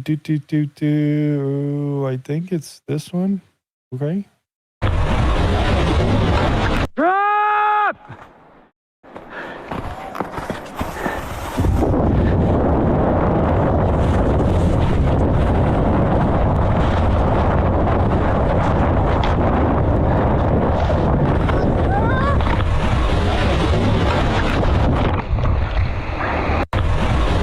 Yeah, he almost died. What else do we got? This one. Let's go. Yeehaw! That's all I'm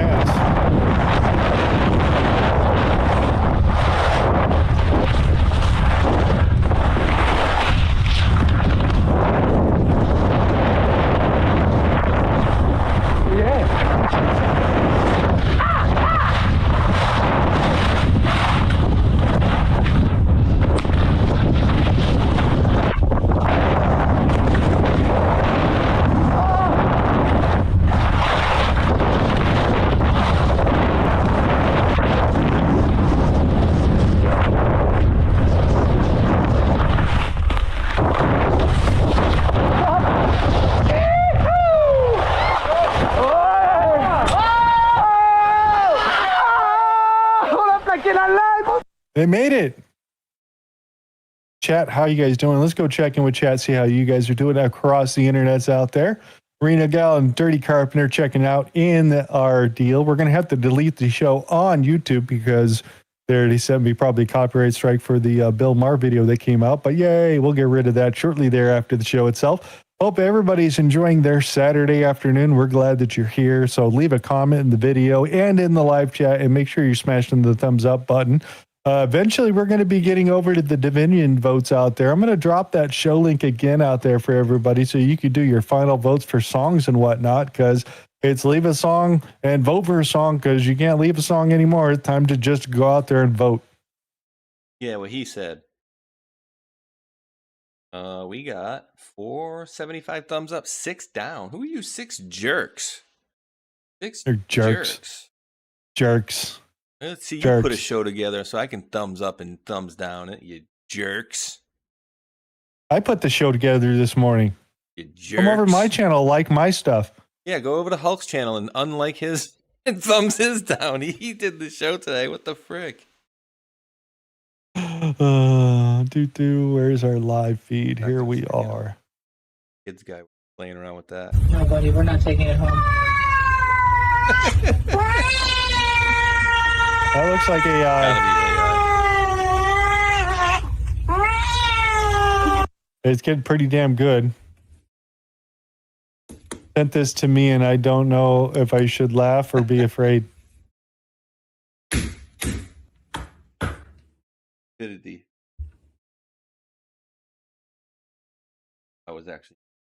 I was actually muted on Hulk's side of things, guys.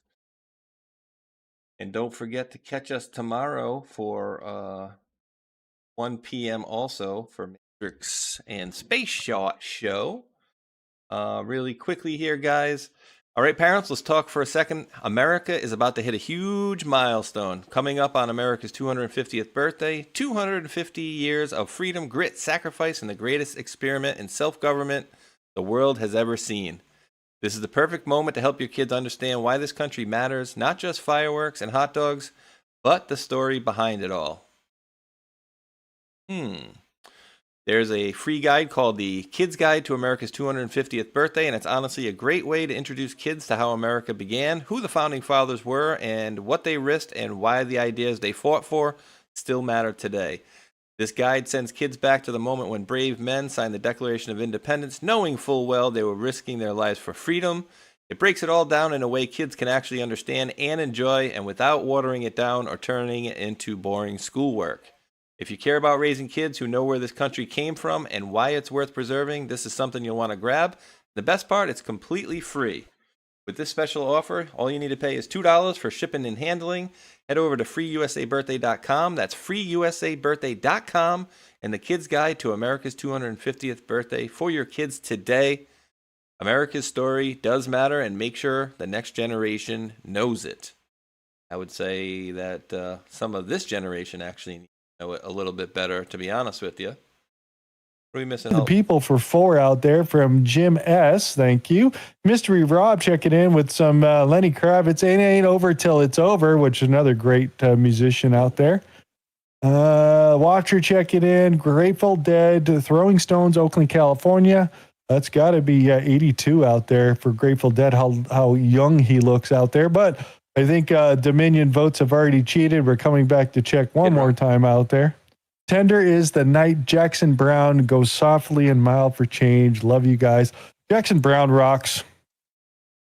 Oh, I mean your thing. Was it Kid Rock was the leader? No, it is the new song. This one, Afro Man song. Lemon Pound Cake. Do you know the story behind this? Did you want to let the folks know really quickly about it? You can go ahead if you want to let everybody know. Yeah, well, I mean, as much as I know about it, his house got raided, and during the house raiding, I think they said somebody was being kidnapped at his place or something like that. So he got swatted essentially, or raided, whatever the case may be, looking for something. They didn't find anybody. No prisoners or anything, but as one of the police officers was walking past the counter, they noticed his mother's lemon pound cake. So he made a song about it because the officer's a little heavy, and he's making fun of it, saying that basically the officer wanted his mother's lemon pound cake. It's just stupid, and he was the one that did that. What was it? Because I got high.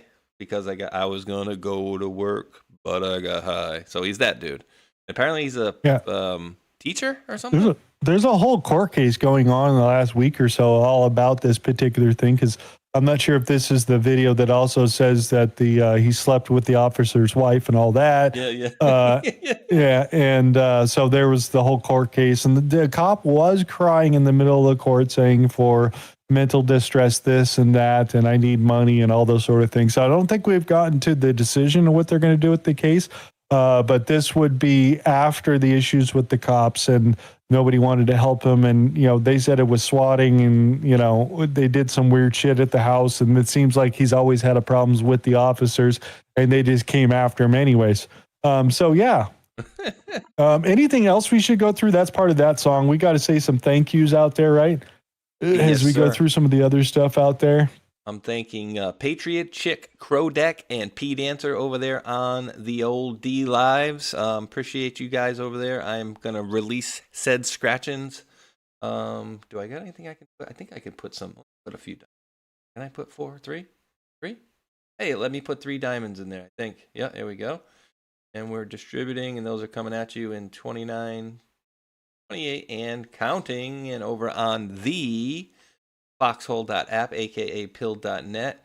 We got Bois Blanc with the cookie. Thank you for that there, T. We'll get into the Terrys later, maybe. Steve B 15601 with the cookie says you got to try the decaffeinated mint chocolate brownie unamate in coffee. It's the bomb.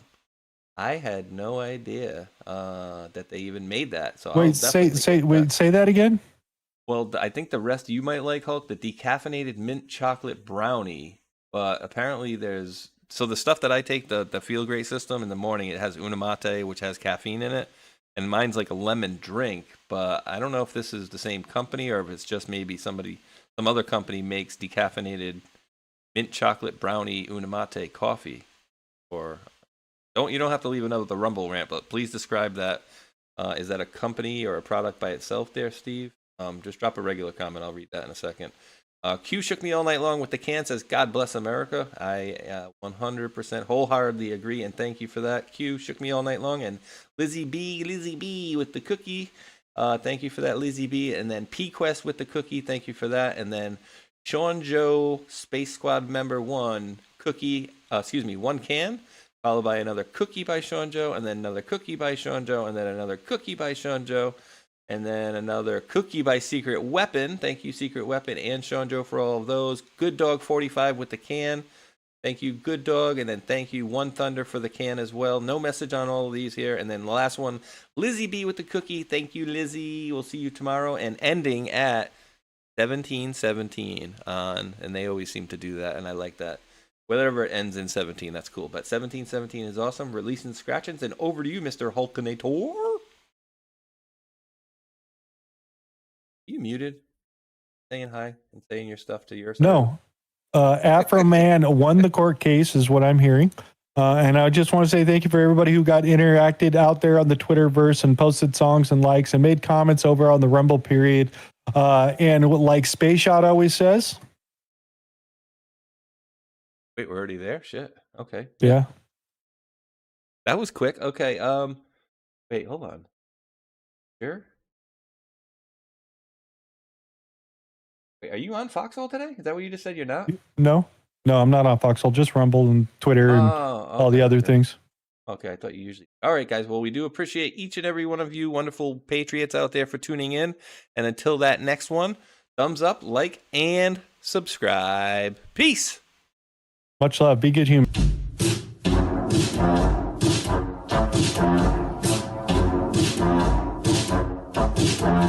Hello, guys. Something special is happening in here. That's right. It's brackets and jackets. Bringing it back for brackets and jackets. Special Epstein Island edition. That's right, folks. Epstein, Jeffrey Epstein, the man with the island, which is suspiciously close to Haiti. That's right. You see, this man, Jeffrey Epstein, is funding lots of people. He's funding lots of people on the street to make sure his shit doesn't get out. That's right. They want the record sealed. And they're paying a lot of people. Epstein's paying a lot of people. Oh, boy. For one, he's got a whole Mossad media matrix in America. And I would bet you anything that Alex Jones is one of them. Prove me wrong. That's right. Cappy's in the portal. Cappy's in the portal. Cappy's in the building with songs about Epstein. It's Breakfast Jackets Epstein edition. Guys, I had some epiphanies today. I had some real big epiphanies about some guys. A big network of guys and spies and lies headliners! All right, think about this for a minute, okay? The guy in Portland, the scientist that just got busted for producing CP, that guy is 1 degree of separation away from Epstein. Epstein, the investor that lives in West Palm Beach, Florida. I know a guy who lives in West Palm Beach, Florida as well. Investor as well. Also involved as well. And all is not well with these guys. The Florida boys, the Glow boys, the Scott Israels of the world. You see, Epstein is Hillary Clinton. And Epstein is Haiti. And Epstein is a big network of media assets. By the way, did you know that Steve Bannon was going to that guy for money? Also, Epstein is Epstein Oprah. Epstein is Chris Tucker. You remember him. Epstein is also Kevin Spacey. Epstein is also Prince Andrew. Epstein is also... Who else is Epstein? Who else is Epstein? Tell me. You guys know? Who else is Epstein? Is Epstein Big Pharma? Is Epstein Bryan Singer? Is Epstein Naomi Campbell? Yep, all of the above. All of the above. Who is Epstein? Epstein is the keystone of a whole motherfucking matrix. And once you pull it out, it all falls down. Dersh was there too. That's right, we're dropping red pills every day. Dropping red pills in the best kind of way. This is brackets and jackets for the denizens of islands.